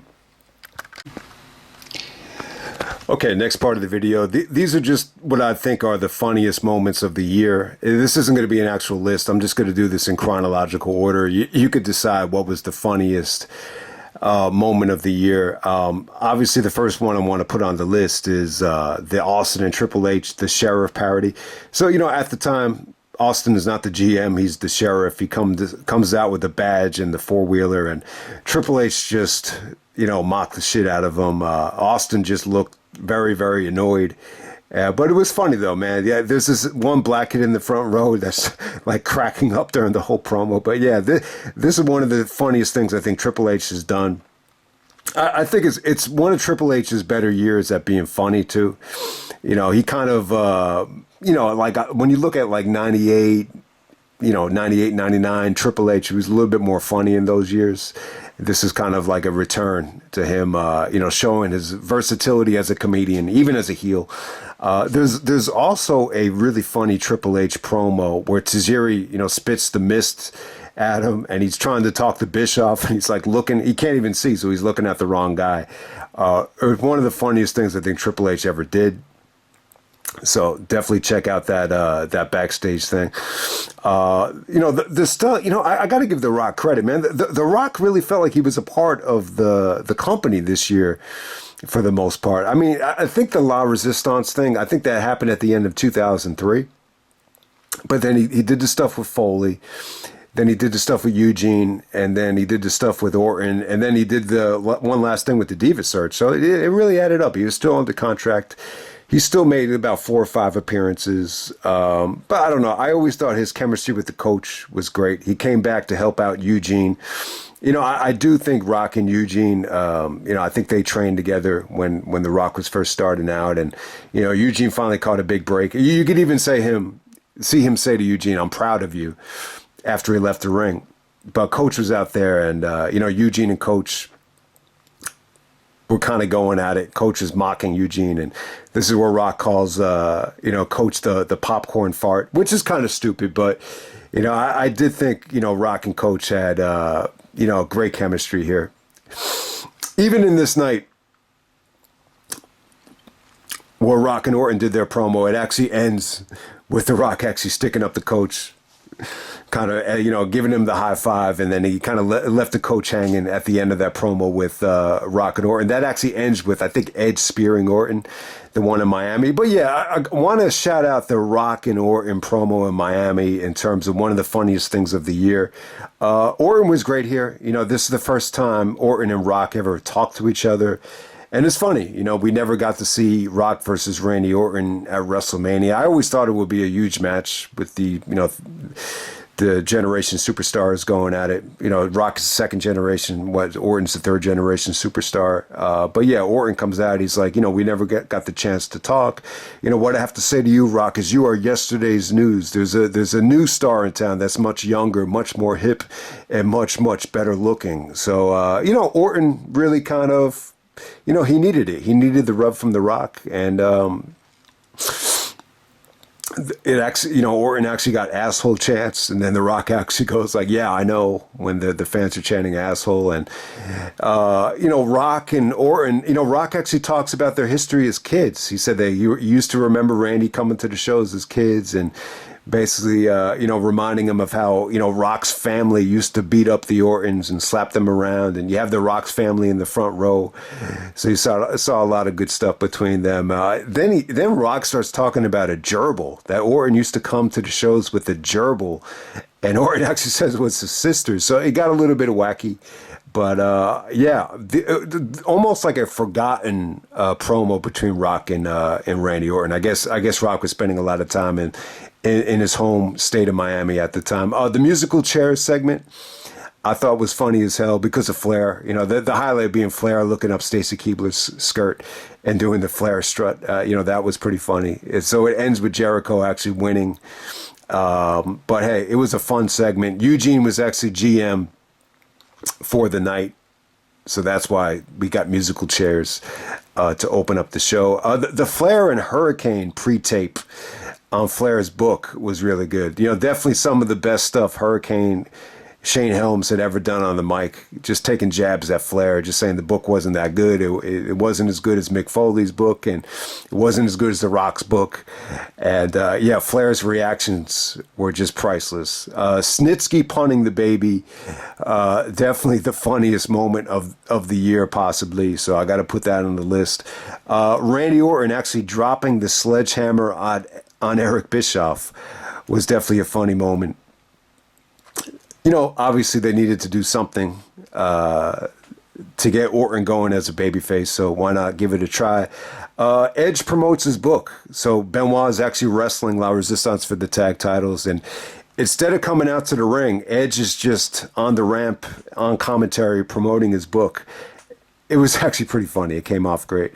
The Shelton, Vince, and Trish segment, I guess this was like a Monday Night Football parody, because they have the Monday Night Football theme, and it ends with Vince saying, "Are you ready for some wrestling?" Trish has her broken nose here and the face guard on for her nose. But no, she's asking Shelton, like, what about my needs? Shelton's like, "It's Raw. I have a match tonight. We already know you're the biggest slut on Raw."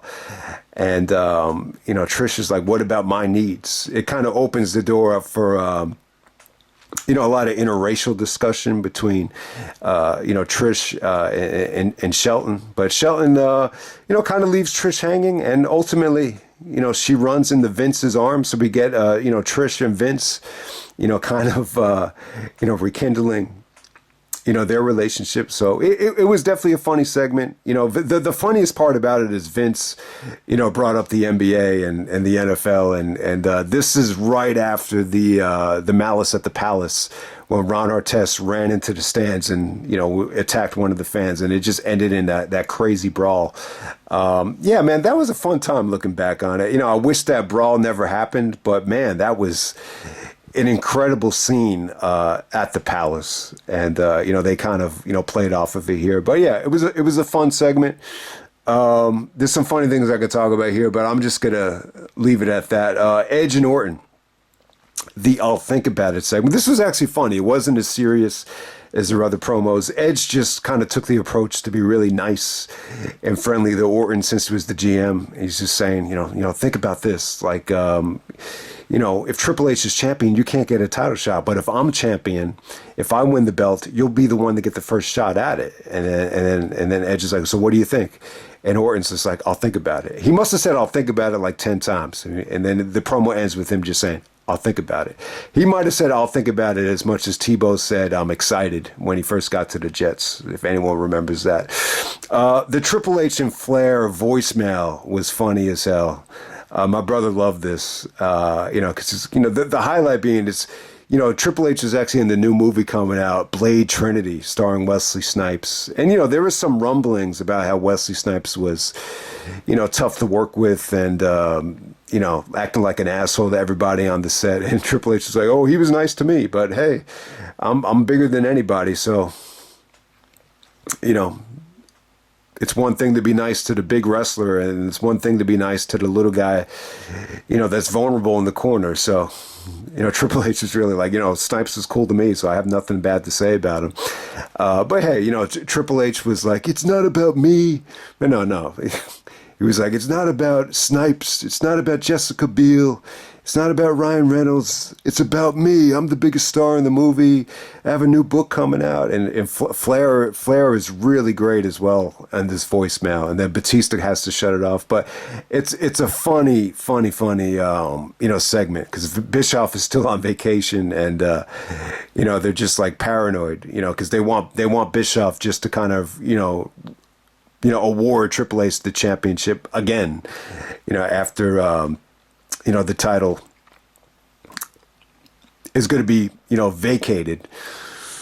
So that was definitely a funny voicemail.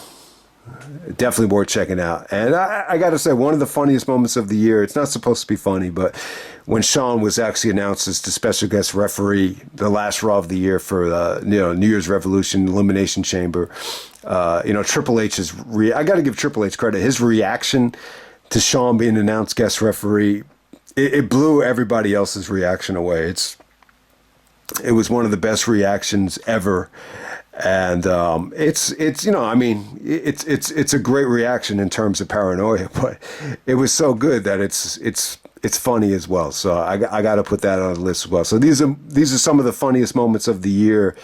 Not to mention, you know, the Rock and Foley, the This Is Your Life segment before WrestleMania definitely had some funny moments. It just wasn't, to me, like it wasn't anywhere near as funny as the original This Is Your Life, which obviously set the world on fire in terms of television ratings and friends calling up each other's friends to watch the segment. You know, the highest rated segment, I think, in the history of Raw. It's tough to compare it to that, but, you know, it was cool. It was definitely some funny moments with the crusty thing, with the woman, with you know, the strudel. My back door is open for strudel. And then the film critic was the highlight of the whole thing. That walking tall is a walking piece of crap. I thought that was funny as well. So a lot of funny moments. You know, the Invasion probably had more funny moments than this year, but I don't know. Let me know what you thought was the funniest moment of the year.